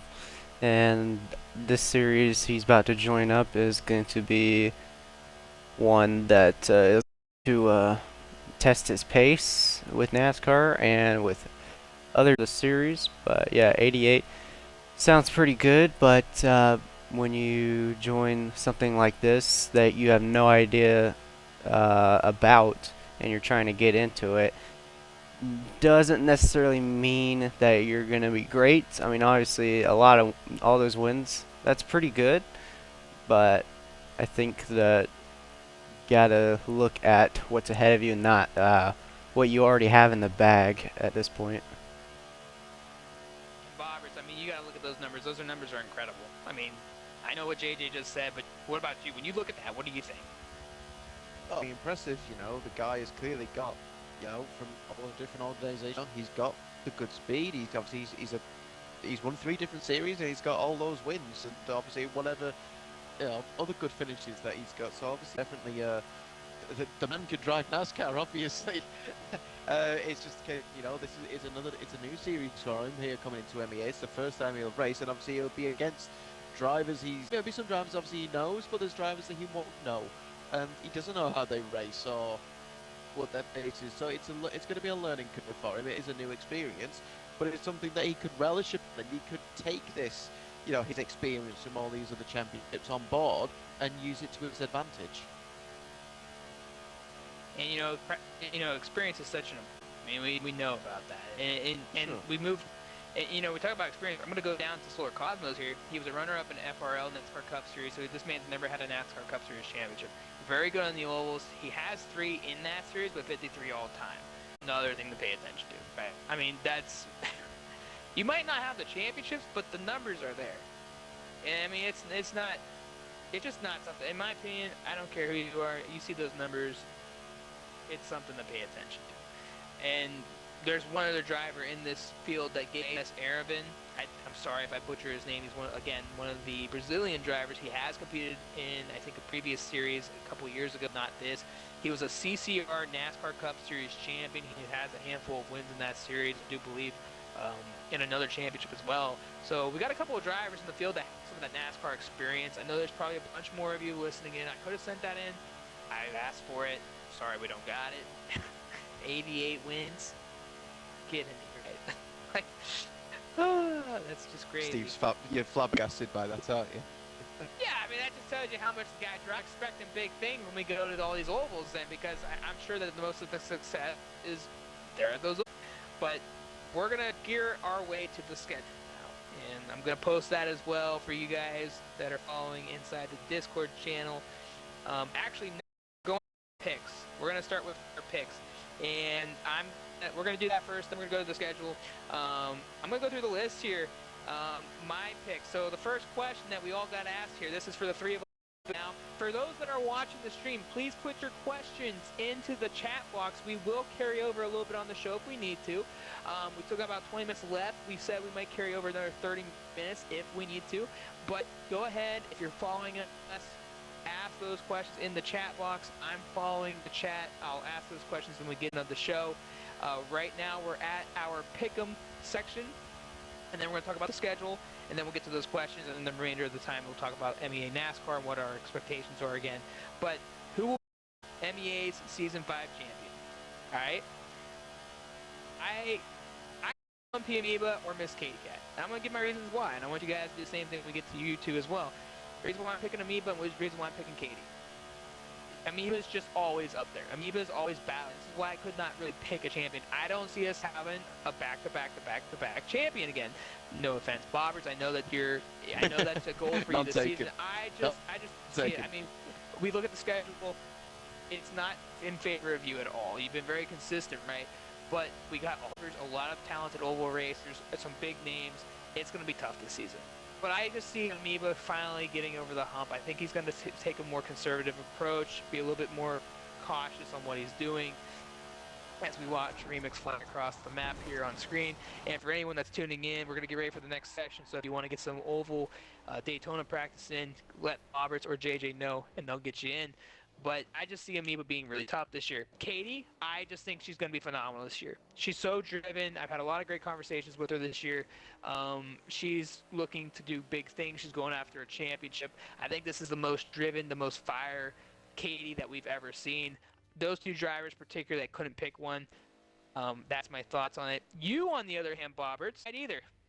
And you put a rookie in the mix. You put RZM Sean or Miss Katie Cat. Go ahead and give us your thoughts. So continuing on, obviously with Miss Katie Cat, same reasons as you said.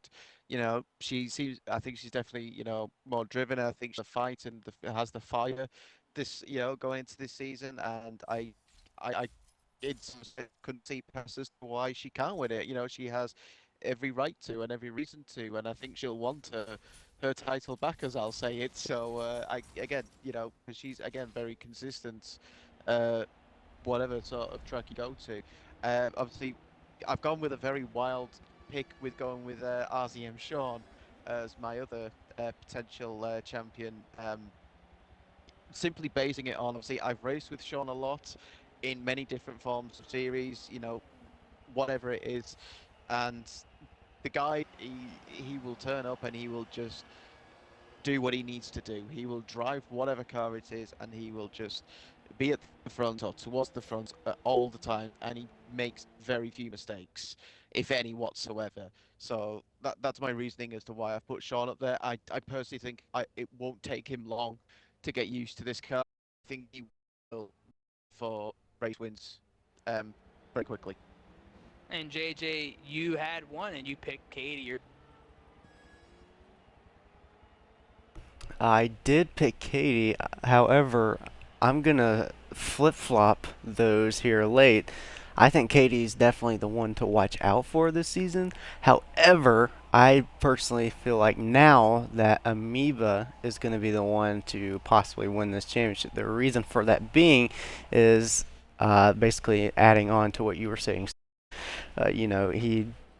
He's running away from all those mistakes that he constantly makes from the past seasons he's been here, and just seeing how impressive he was running away from the field in the Tora NASCAR thing that I was a part of. I just think he's got it. I think it's going to be a challenge for him though, but I feel like he's going to come out on top here. And of course, Katie. It's been a while since we've seen her, since the previous NASCAR season. And Katie, obviously, very fired up, very active in the MEA Discord now, so you can tell she's very anxious for this season to get underway. But yeah, those are just pretty much my picks. And the last thing I wanted to mention is the one person everyone needs to watch out for. My dark horse for this season is U5A MVP, aka MVP. We've been racing with, or I have been racing with him, me, him, and another guy very well known in the community, that being Vanquish FRC. We race a lot in other leagues, and if MVP's getting really close to ending up on Vanquish's pace, and if you know Vanquish, if you look throughout all the leaderboards in Forza, you know who Vanquish FRC is, and I think that MVP is getting very, very close to reaching his pace. Just going and looking back at all the races that we three have done. But yeah, the MVP is going to shock the entire audience here when the season approaches. And those are great takes. And though I didn't ask those questions, JJ gave us our full list there, and I love it. And it just you got great input on that. I mean, it's gonna be tough this season, that's for sure. And if anyone's wondering, I'm just trying to put on an old MEA NASCAR race for you guys to watch while we continue the show here. But yeah, no, those are great picks. MVP is definitely one to keep an eye on this season. Like I've been saying it as well. Like he's not a slouch. Like he's definitely someone to keep an eye on. So that's a good pick. I like how you flip-flopped your other two picks. So I don't think I can really argue much with yours. Bobberts, you, on the other hand, returning drivers this season to keep an eye on, you put VNX Shoya. And you said it's because he's more hungrier than ever. You want to give us a little something about that and why you feel that way? Yeah, and it kind of corresponds to even in his little interview that we had with him. That he's fired up, he's coming back, and I think he's got more in him this time around. And I think it sounded like he was more confident, especially on the the road courses as well. Um, he thinks that might be his best choice, his best bets. I mean, he's great on the oval still. Obviously, he's just been unfortunate, but he does have that one win at Indianapolis. So I do think that this may be Shoya's. It could be Shoya's season.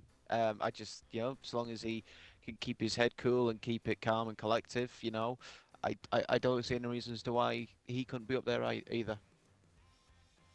And I'm still struggling to get this thing running, but I'll get it to work eventually. And then obviously your driver to watch out of all the rookies to possibly contend for a championship, all that good stuff. You picked RZM Sean.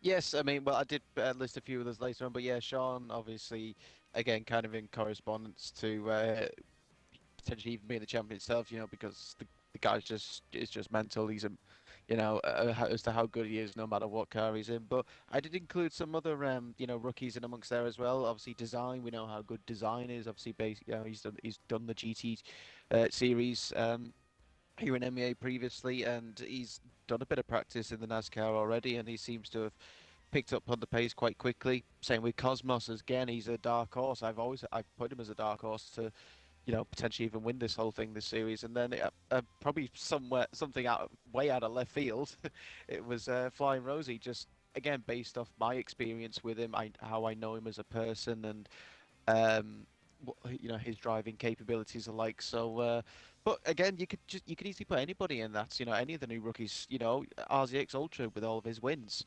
That could, like I said before, that experience and that mentality could give him the edge. But this is it's coming into a brand new format. It's a brand new series, a different series for a lot of these drivers. It's a whole new playing field, and a different one at that. 100%. The playing field is completely different. The cars are going to be different. The tracks are obviously always the same except for Coda, but they're going to race different. For me, uh, I really, when it comes to returning drivers to keep an eye on, I had quite a bit. I mean, I had Kami, I had Shoya, Katie, and Reds, and I already gave Katie's reason. She just has a lot of fire right now. I feel like she's really passionate, and that's what's gonna make her tough. But I know everyone's probably laughing like I can't get this replay to work, but I'm gonna keep working at it. But going to the others, Kami, I think Kami's gonna be tough this year. I think she's gonna be really good. And let me give you my reasons why. I thought when you look back at the manufacturers challenge, for example, they're two totally different series. You, Roberts, you were competing with her in the touring car class. She did a really good job. She fought with you really strongly. That alone, to me, showed a lot of improvement from prior series. And I just feel like her road course games would be good. And then when you look at her last race last season, she followed Katie through the field at Homestead. And she did a really good job, except Katie eventually put on the Jets and was gone. And Kami did follow up through the field. There we go. We got one of the previous races for everyone to watch. But yeah, no. So like you look back on that, and I just can't see a situation where she doesn't do well. I think Kami has grown up a lot. I think there's still a lot to improve, obviously, but adjusted really well to tuning, even though they're not hers. And I just think we'll be definitely getting to see a glimpse of greatness if she can put it all together. When it comes to Shoya, also formerly known as SSR Inc. or Incubus or however you know him, uh, definitely a guy driven this season. I mean, I've had a lot of good conversations with him. Like I said, he's gonna be looking for that title as we watch all these paint schemes slowly fade to the screen. But I just think Shoya is going to be tough. I think he's going to win a couple of races this season. I think where we're going to see those wins are going to be. I'm going to pick one at Homestead, and I think he's going to get one at Indianapolis. Because that's where he won the first time. And Daytona's too hard to decide. So that's my reason for Shoya. JJ Reds, and I know JJ, you're in here. You've improved so much since last year, and obviously I've competed with you in JRL.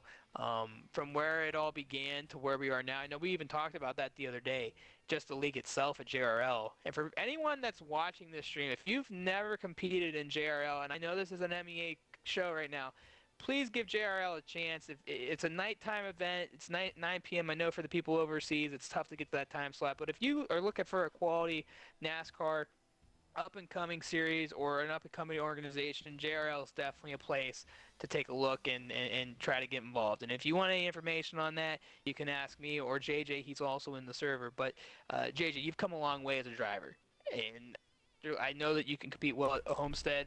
I don't know what you're going to do at Indy exactly, but you are a Daytona 500 champion. You did that. That was a huge accomplishment for you. I know that you were really thrilled about that. I just think JJ's another one that's going to be tough, Adam. And I just think these four drivers, sorry, are going to be good. Now, who will overachieve from the rookie class and possibly contend? I have Solar Cosmos and I have AMS Design. Design's coming in ready to fight. He's very excited to challenge you, particularly, Adam, on the road courses, but is also looking forward to the challenge on the ovals. Solar, if he can do really well on the road courses and find that success that he has on ovals, I think he's just going to be really, really tough. So those are my picks and my reasons. Now, we are going to extend the show, ladies and gentlemen, just a little bit. And that's okay. I think everyone's having a good time. We still got a great viewing following right now. There's about, we've almost still got 20 of you following us. It's been a great show tonight. Boberts and JJ, you've been great. So we're going to get into the schedule portion. We were ahead for the driver interviews. We fell behind the back portion. Oh, well. And we also are going to answer some of your questions. So the schedule looks like this. As you guys watch an old, and this is season 3, I do believe. We only raced at Daytona road course, I think, a few times. This is a good race between Amoeba and Bobbert at the front. But to open up the season, we go to Daytona, we go to Homestead, then we go to Watkins Glen, and we know how good you've been there, Bobberts, and I know that that's the track you're circling on your schedule. Then we got to go to Indianapolis, we go to Coda, then we go back to Daytona week 6. Yeah, week 6 we go back to Daytona, we go back to Indianapolis, Homestead, and for those that don't know, on the round of 8, or round number 8, is a military appreciation race. It does not matter if it's America, England, Scotland, New Jersey, or not New Jersey. Wow, that's a state. Argentina. Could be a new country. It don't matter. If you want to support your troops of your nation, put a scheme together, please. We want to have a little appreciation. This was something that the drivers earlier this month wanted to do, and we know we got some veterans in the series, so we definitely want to give a little back. So if you can do that and we'll release a scheme for one race, that'd be great. Also, the first Daytona race is a night race. We can't forget that. We go to Sonoma in round 9, and then we finish off at Homestead. And Bobbers, I'm going to ask you first. The schedule's different. The schedule's going to be a little tougher for you, I think personally, but going to be a fun challenge. Without a shadow of a doubt, yes, it is. Obviously, we've got 7 ovals, 3 road courses, a new road course for this season, being at Kota. It's going to be a fun one. It's going to be an interesting one, and obviously we've got the new aspects for the last round, Steve, which I don't think you've mentioned yet. I'm sorry, I missed the end of that. What did you say? I was just saying, obviously, for the last round, we have a new aspect coming in. Oh, yeah, no, I totally forgot. And yeah, we're doubling Homestead, the championship race. And that's a huge difference factor. I mean, that's strategy, that's fuel mileage, that's what you can do with your tires. And I don't really remember how that plays itself out. But it's going to be a different challenge, a 2-hour race. And yeah, I'm excited about that. I gotta say though, when you look at the schedule, you see Daytona on there twice. That's a track that I'm gonna tell you what, those 2 rounds are gonna be really interesting because I know that Coda's gonna bring a new challenge. It's a completely different track. We never ran it before. Some people might have in other series, but definitely not so much here at MEA. Do you guys think, and JJ, you can answer first. Do you think that the championship's going to be decided in round 1 and round 6 of the schedule, both at Daytona? I mean, it is a wild a question there, but I personally don't think that is going to be the case. I think it's going to shake up how the point standings will be at the end of those races. Obviously, because Daytona, you don't know what to expect. It's a absolute wreck fest because you're going to have multiple cautions. You're going to have drivers pushing as hard as they can up to the front of the field. Yeah, I really don't think that that's going to be the championship deciders. And Bob, it's your take on the way that this. The only reason why I say can it decide the championship is because it really is a tough race, and the tandeming is getting better amongst the field. Yeah, yeah, no, again, I agree with obviously with what you said. I also agree completely with what JJ said. I think it will shake up the field. It may mix up the field, but I don't think it'll be a title decider as such. You know, nothing is settled in round one. You know, it happens from a string of races, not just off of a single one. So we just like, everyone's just gonna have to take it how it comes. But obviously, as JJ touched upon, it's a difficult track. You know, with the tandeming aspect, some drivers can do it. Some need to perhaps improve on it, or even test it for the very first time. Um, but obviously, it's based off last season and previous seasons, Daytona has a history of the big one, and on more than one more than one occasion. But I will say season 3's big one, which is a part of the MEA preseason show or preseason video, probably was the worst wreck all time. But it was so exciting. And I know if you look back at those times, a couple of drivers weren't too fond of that moment, but gosh, what a moment that was. And, I heard Ranger about it earlier. It haunts him till this day. But I see also in the chat, I see MVP mentioning he thinks round 6 of Daytona could be a deciding factor. I just think Daytona is a tough choice, but it's a great track.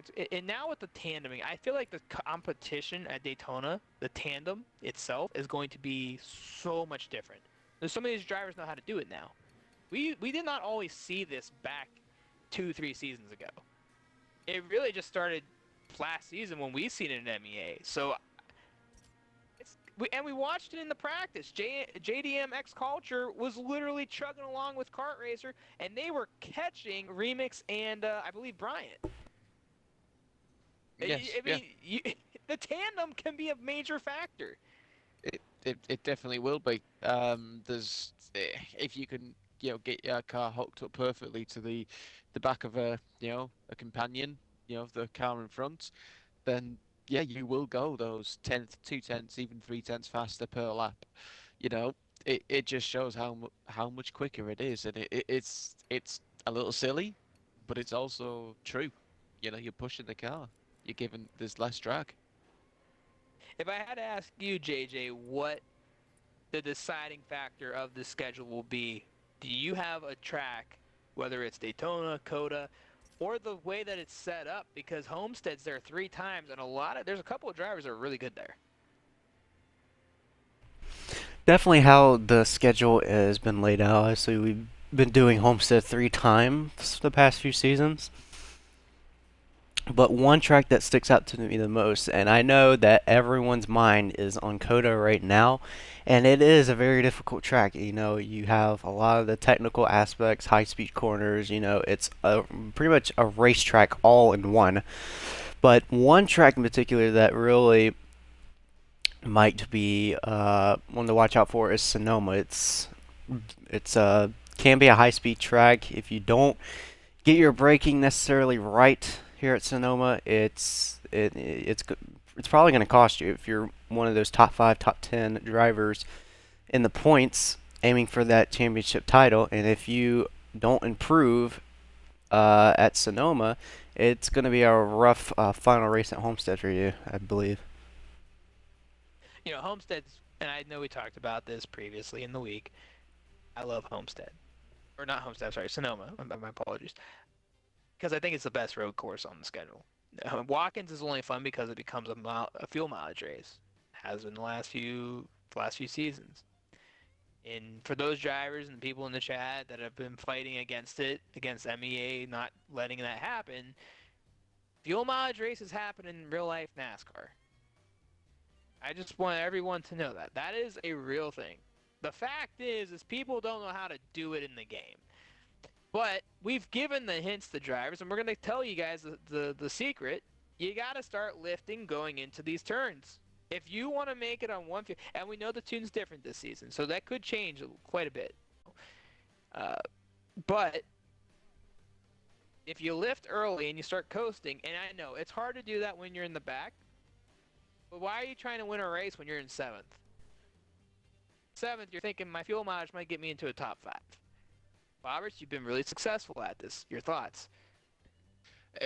Proven with, in fact, when Remix was here, he did that at Watkins Glen. I gave him the advice, and he was, I believe, outside the top 5. Can't remember exactly the position. He finished 3rd place, and his only podium that season. And obviously, other drivers have That done was it, Remix, including right? myself. Yeah, Remix, yeah. Yeah, that was, yeah, I remember that. Yeah. So yeah, Remix took my advice and he thanked me for it. And he was thrilled to be 3rd place. And obviously, yeah, I've done it myself every single time that we've been there. As long as there's not been a caution. So yeah, you've got to do it. You've just got to test it. Obviously, as you said, new tunes, sorry, for the road courses. So got to test it, see if it's different or if it's just going to be the same. But you've just got to learn and think, right, okay, so this is what I've got to do. I've got to, as you said, lift off into the corners earlier, just glide the car through, and then don't pick up on the throttle until you're near enough on the exit of the corner again, and then just repeat that process. Obviously, there's only really certain corners you should do it at, potentially, just so, try and minimize the time loss, but at the same time, you're then still saving the fuel. It is a fine balance, but everyone can do it. And we haven't seen a lot of cautions at walk-ins. I mean, it's not. I think season 1 had some. Yeah, season 1 definitely did. I remember the big crash at the bus stop with Sloth Reflex, I think it was. He went flying into the tire barrier. Yeah, but it's never been the track that we see it. I mean, we've seen it probably more at Sonoma than we have at walk-ins, and maybe that's why my opinion feels that way, because we've seen more action there. But we have no idea what's going to happen at Coda. And yeah.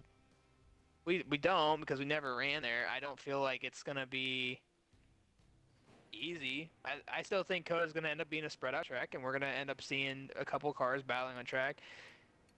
And with MEA NASCAR, we don't have a reverse grid.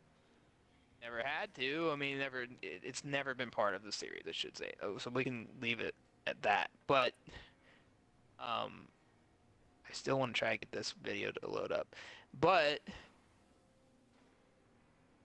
I don't know. We're going to see people like RZM Sean really shine there, I think. And it's going to be interesting.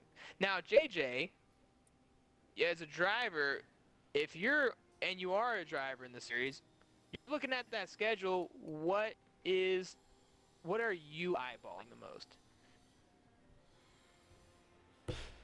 Not just Coda. Obviously, everyone has their own opinions about how Coda is gonna shake up the entire field. But going back to my point about Sonoma, I'm not a big fan of the track.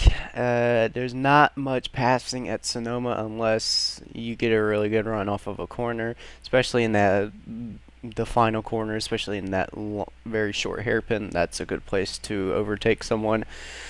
But I just feel like if Sonoma for me is going to be the big eyeballer for my season here, I need to start getting better and improving at Sonoma. I think, and I'm going to say this too. The one thing I want to see this season, right? I want to see some green flag runs, bro. I'm not talking road course runs here. I'm talking, we're going to Homestead. And guess what? We are going back to what it was last year. If you're at Daytona, you can't come off that apron until you come off turn 2 out of the pit road. And we're going to be using, again, the Homestead pit road lanes. Enter and exit. Barbers, what did you do last year at Homestead? You spun out. Coming out of the pits. Daytona. Yeah, I'm sorry. That's what I meant, Daytona. Big mistake, right? Huge mistake. Oh, yeah. That ruined your race. Because you and Katie were linked up that entire race. Indeed, yes. and I finally got it to work. So everyone's watching. We're about to watch an actual Daytona Oval MEA race from the previous past.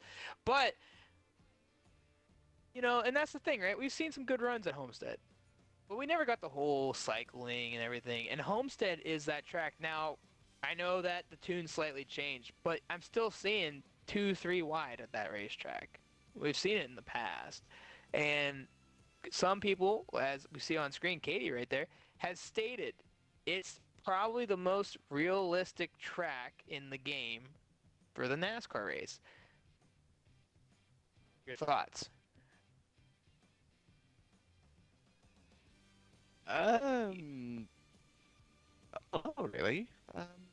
I can't really deny it, I guess. Really, I mean, Daytona's Daytona. That's as much as you can really say. Um, but yeah, no, I don't think I could disagree. I think that's as much as I can say, if I'm honest. Yeah, but when you think about it too, right? When you compare the 3 tracks in the game that we're going to, Yeah. Indianapolis' biggest problem, right, is it has the invisible, wonderful wall in the back. True. You hit that, it's just they messed that up.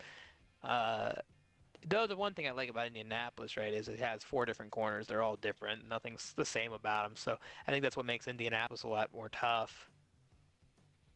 What I'm hoping to see with these new packages for each track, especially Indianapolis, is the air won't wash out the car and get all loose. And,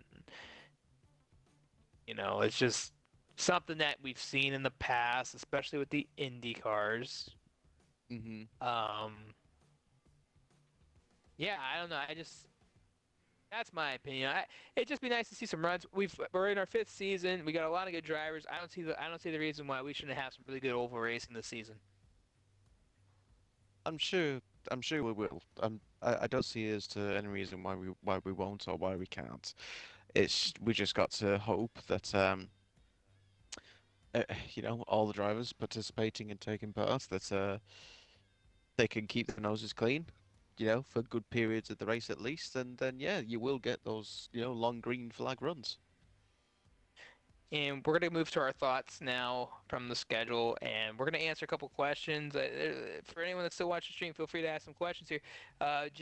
Grimmer asks, how do you think BCF Grimmer is going to do and predict on him? I think the only person that can really answer that question here is honestly JJ. The fact that JJ, you've had the experience with Grimmer in the past, you've seen him. What do you think, given that question they just asked? Where do you think that he's going to end up in this season, prediction-wise? I would say race-wise, maybe not quite in mid-pack. Maybe I wouldn't say like last, but maybe somewhere just outside of the mid-pack, whatever lobby he may be up into. I just feel like he has experience. He needs a test to try to get on pace with some of these quick drivers that we have now. And I'd agree. I mean, I've had little experience with him in JRL. I can't say I raced enough with him to give an honest answer, but yeah, we'll have to wait and see, Grimmer. I'm not sure. It's gonna be interesting. I mean, there's so many rookies too, right? I mean, that rookie class is huge, and we've been saying it all show long. It's huge. We just don't know. I mean, it's gonna be interesting. I mean, what do you think, Bob? I mean, I don't think you have much knowledge of Grimmer, honestly. I mean, obviously he has raced in previous events. Not every single race, within those events, but yeah, has turned up on occasion. So I don't think I can disagree with JJ. Obviously, JJ knows more than you or I will regarding as to what Grimmer can do. But there's no reasons to say why he couldn't get higher up the grid. It's just a case on seeing what he can bring to the table. I'm also watching this race, and this was the race that had the big wreck at the end of it back in season 3. I don't know if you guys are watching it through the stream or not, but you're seeing how fast Katie and Northern were in that race.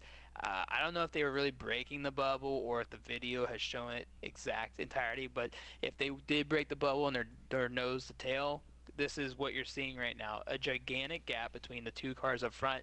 We're going to see a lot more of that this year. I don't see a lot of these drivers expanding like they did in past years. Um, the other question that was asked in the chat, and if you're still watching the chat, feel free to ask questions. We're going to take this to the bottom of the hour to close up the show. So you got another 18 minutes to ask us questions before we get off here. But the other question, who will make the biggest jump in the power rankings? And that one's from ZDog13. Bobbers, your take on the power rankings. Who do you think is going to make the biggest jump this season? I mean, it's a very good question. In all honesty, it's a difficult one. It is a very difficult question to answer because there's so many people that you could look at. I mean, you look at let's say the bottom half of those in the power rankings, and you just, you pick out, like, let's just say JDM Culture, who just based off that Daytona tandem was him and oh, who was he with? Um, I can't remember who he was with now. My apologies, but they were running. They were very quick. Kart. And they were kart racer. That was it. Sorry, kart racer. They were running so quickly, and he's down in 38th, place. So what's not to say that after one round he could shoot up into the top 20 or top 15, top 10, literally just based off one race. Um, but if we got to base it off as a whole season, then I'd probably go with Bryant. That's really interesting. I'm surprised you picked Bryant. I didn't think you were going to pull, and Bryant's all the way down in what? He's 21st? Yeah, 21st in the power rankings.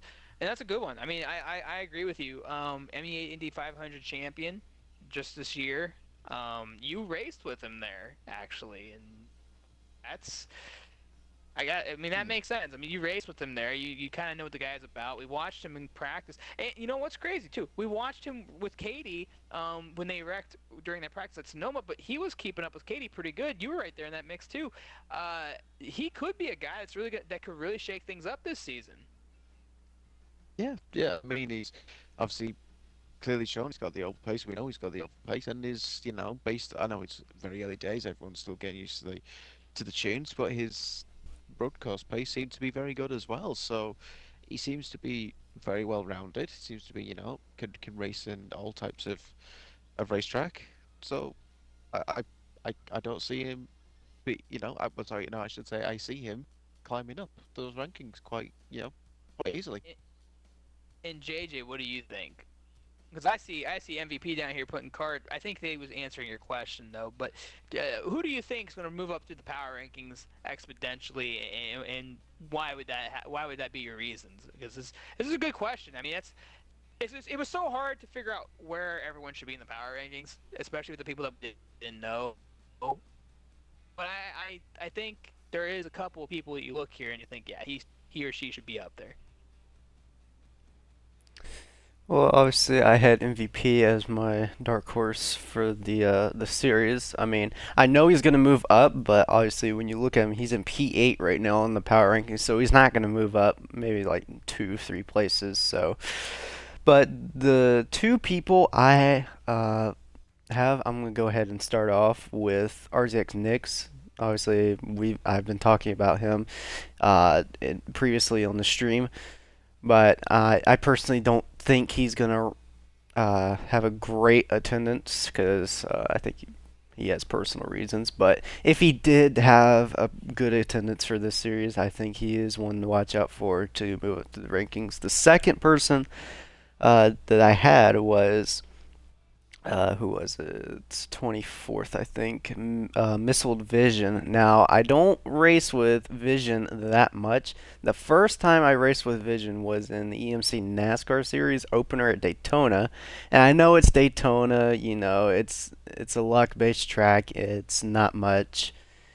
You're basically not doing much, just sitting in a tandem, just holding your line, trying to not touch the yellow line through the corners. But I've been watching some of their streams through the NASCAR series. Obviously, I couldn't make all the races due to personal reasons, but Vision was always up there in that top five, and obviously this guy very eager in NASCAR to race in whatever league it is, and just seeing his name always pop up in the EMC stuff always surprises me, and I think he's going to be also one to watch out for moving up through the rankings. Missile Vision's a good one, right? I seen Outlaw. I know Outlaw knows him from the EMC community. And Missile Vision was really good in the RSR Cup as well. I mean, he was running pretty good there. So I would have to agree. I think and you talking about Nix, and I know Nix is at 20, but he could. I mean, if he makes races, you're right. He could move up the ranks. I don't think MVP moving up anymore. Like, he moved from what he's starting. He's currently 8th in the power ranking. Yeah, like he's 8th in the power ranking. If he was to move up, let's just say 6 spots, that's a huge jump, right? Because look at the competitors that are in the field. You can't say there's any. Look, this season is going to be so tough, and we all know this, right? But if you can sit in that top 10 in power rankings by the end of the season, or top 5, you have achieved something great. If, like Amoeba said, and Amoeba's competing in NASCAR, that's Toro, and Toro's another big organization. We rival them a little bit. If he's coming in here saying this is the toughest NASCAR series he competes in, then you got to say that is an accomplishment in itself, and you should be darn well proud of that, because we know this season is going to be tough, and there's so many good drivers, so many good competitors, road course, oval, who knows, it's going to be tough. So I think MVP, if he can move up to 5th in the power rankings, that's huge, given what we have. I'm going to tell you what, this is what I think. I think FSM Gray is going to be moving up high in the rankings. He's starting 36 in the power rankings. That's deep in the power rankings. But FSM Gray's been improving each and every single week. And when I look at how he competed with JJ back in the last couple series, and where he's been able to finish up, and the confidence that Gray has coming into the series. His interview was really good. He seemed really confident. He seemed very calm about it. I think Gray might be a top 15 driver by the end of the season. Any thoughts on that? Everyone has the opportunity to, to move up from, wherever they're starting from. So, as for FSM Gray, as you just said, currently being in 36th to start the season out, there's no reason as to why he couldn't the top 20, top 15. Just again have to take it one race by race and see, and see how it goes. Yeah, no, I agree. I mean, like I said, I just think Gray's a lot better than where he's sitting right now, and I don't think he's that bad, that deep in the field. The only other drivers that are really sticking out to me is Kart Racer at 28th. I think Kart Racer will be in the top 20, top 15. I definitely think top 20. Bryant will definitely be moving up the rank. I'm still not sold on Shawner Design yet. We got to see what they could do the first. I think the first half of the season would answer that question. I think at that point you've had a road course, you had a couple road courses, you had a few ovals, kind of have an idea where they're sitting. Yeah, JJ might have also said Daytona is the one track that is all about being at the right place, having luck, but is it really? If that's the case, then we should be seeing different winners all the time when we show up here. How many of those winners have won that? How many of those drivers in the last 4 seasons have been multiple or I should say, were contending for the win and were a champion later that year? Not many. Northern Thunder is the only driver. Katie is the only driver. Those are drivers that have already won in the series. Yes, we showed you guys the sheets earlier today. Northern Thunder's not on that list. Outlaw's not on that list. The reasons why those drivers are not on that list is because they're not entering this season. So yes, you could have 6 drivers on there. All those drivers have won. Northern Thunder has 5 races all time in MEA, and that is in one season. Lost 2 points to yours truly, Bobberts, in season 3 for the championship. Okay? If you're going to tell me, JJ, that Daytona is all about luck, and all these other people, right, that are sitting here telling me right now Daytona is all luck, then why haven't you won the race yet?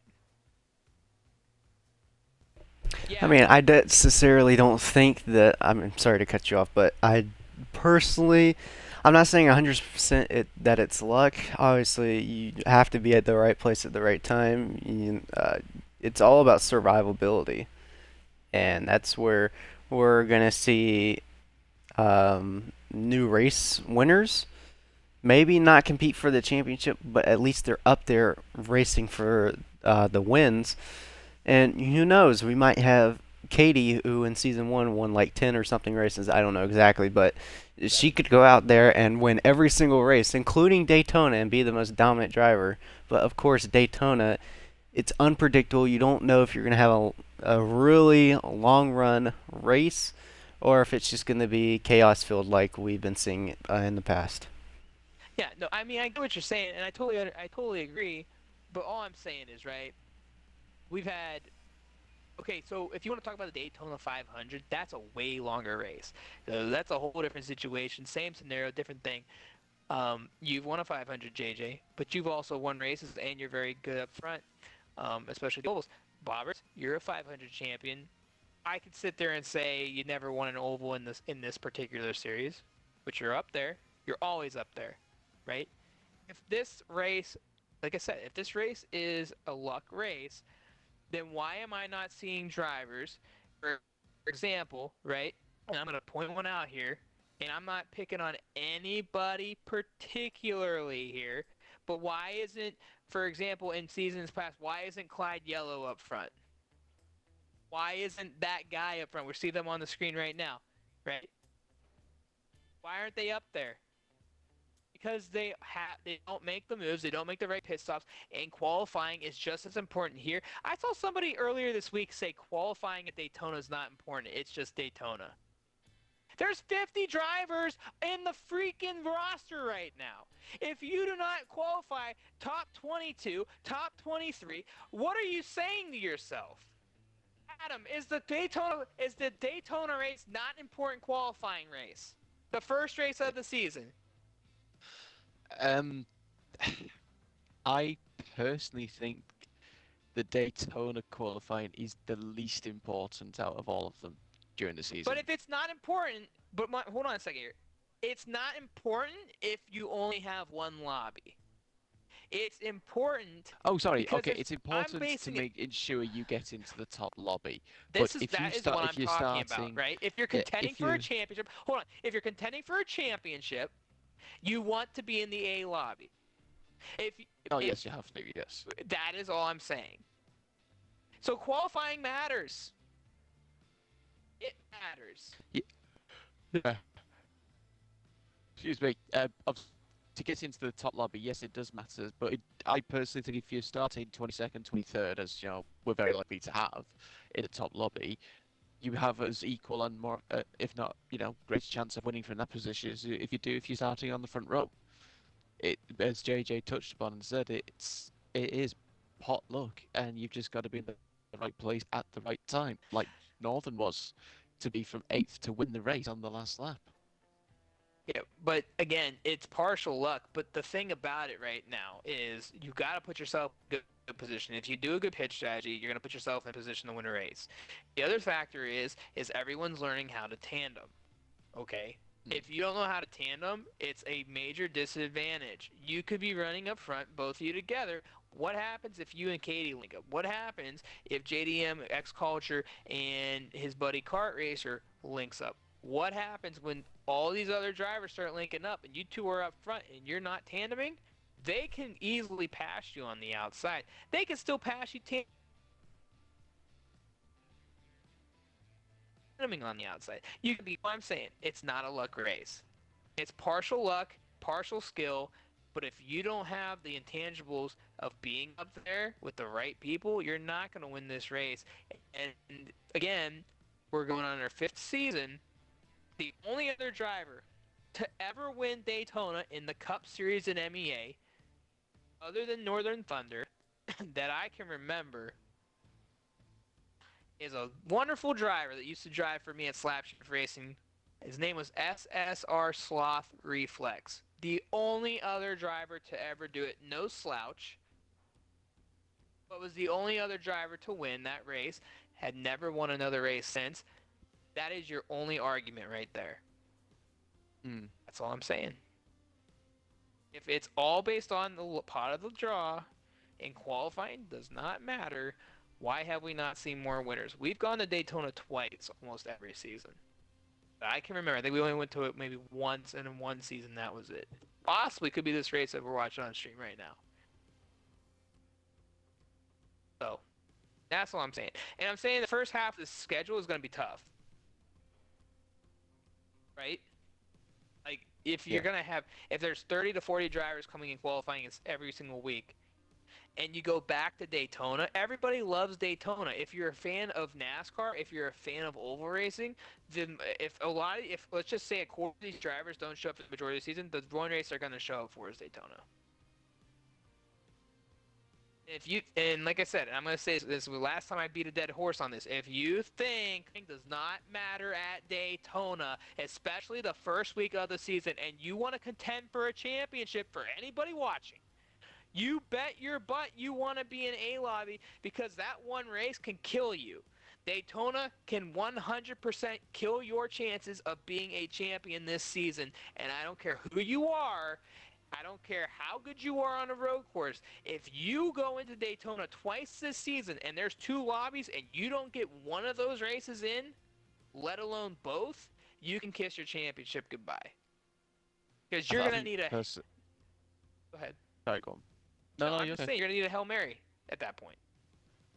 I was just simply going to say, I think if you don't get into a lobby for any race, for one race, no matter which track it is, that's killed your chances.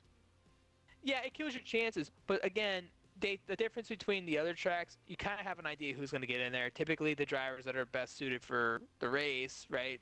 We kind of have an idea who's going to... Daytona is the one race where, though you guys think qualifying might not matter as much, you're thousandths and thousandths of a second off each other. Let that sink in. Okay? Oh, yeah. If it's partial luck, then yes. But thousandths of a second, right? You're more bound to miss the Daytona races than the Homestead races, the Indy races, the Sonomas. It's the one track that you're on. Daytona is the one track you're going to definitely have a problem with if you can't get in. The only other driver to ever do that, right? And we're going to go back to the GT Championship Series, and we'll carry over a little longer here because this is good conversation. But if you want to go back to a driver that started in the B lobby and almost, I think, won a championship, it would have been Hydra. He started in the GT series, and I know they're 2 totally different series. There's never been another driver to do that. That's all I'm saying. Like, I'm not saying, like, you can miss one lobby, right? You can miss one A lobby and probably still win the championship, especially if you win the B lobby, right? Because you can go into all these other races, people could have troubles. You can say the same thing, well, if you don't make the A lobby twice, people still have a problem, right? But typically the best drivers are going to be up front. Best oval racers going to be up front. Best road course racers are always going to be up front. Overall racers are always going to be up front.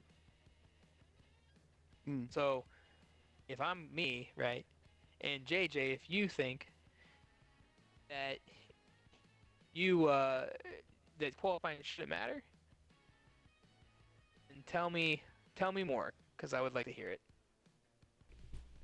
I mean, I agree. I think qualifying does matter. It comes down to the hundredths and down to the thousandths. People are going to be on wheels, so that's going to be a big advantage to them. Whether drivers like myself, I've never used a wheel in Forza, so I don't know how that's like. But yeah, it's really going to come down to basically control of the car around Daytona, because obviously, even though it's round 1 and still got 9 races to go or whatever after, but if you're saying that you're going to be one to watch out for, or if people are making all these predictions about a certain driver that they're going to win the championship, then you need to hope that your driver knows how to tack on Daytona. They know how to run the lines, know how to tandem draft with each other, know when to avoid wrecks, and be up in front when it's time to take the white flag. All right, so we've spent a lot of time on this today, ladies and gentlemen, and we're going to we're going to get over this as I think my stream finally died off. But with with that all said, final thoughts before we head into next week at Daytona. I'm going to start with you, Bobberts. A lot of season as a driver ahead of you, a lot of competitors. Give us your final thoughts going into the season. Expect unexpected, but also this is going to be the most competitive season and series I think we've had in MEA history. And JJ, anything you'd like to close out with? Your final thoughts going into this season? I'm not one to be excited about something or be very talkative. Obviously, everyone knows me as being a very quiet person, whether that be in Discord or in a party with other drivers racing. But I definitely feel like that um, it's going to be very exciting getting to know all these new faces, all these new names, and being out there in front of ovals, road courses, whatever it might be that we're coming up to. I think it's going to be a great experience for myself and from the RZX boys. Well, I gotta agree with you guys, and I appreciate. First off, this was a very successful day, everybody. Anybody that was part of the show, watched the show from the beginning to the end. Uh, we had a great time. I had a lot of fun. Thanks, Adam, Bobberts, JJ, Jared. You guys, thanks for being a part of the show and being with me throughout this whole thing. It's been great. My final personal thoughts going into the season, and I know I'll be broadcasting all these races. Um, it's gonna be fun. Most competitive season of all time. A lot on the line. Champions returning. A battle we've been waiting for. Newcomers. A tough, tough field. It's gonna be great, and I can't wait to see it. But with that being said, ladies and gentlemen, we're gonna close out. And once again, I appreciate everyone watching. Remember, November 23rd, next Friday, 6 p.m. Eastern Time, here at the MEA Twitch Network, we are going to be hosting Daytona for the first race of the MEA NASCAR Cup Series. Once again, I'm SSR Mayhem, from my partners Bobbers and JJ, to everybody that joined the show here today. Thank you all for watching as we close out Media Day here at MEA. Thank you all. We'll see you next week. Good night. Here we go. I look for the first time.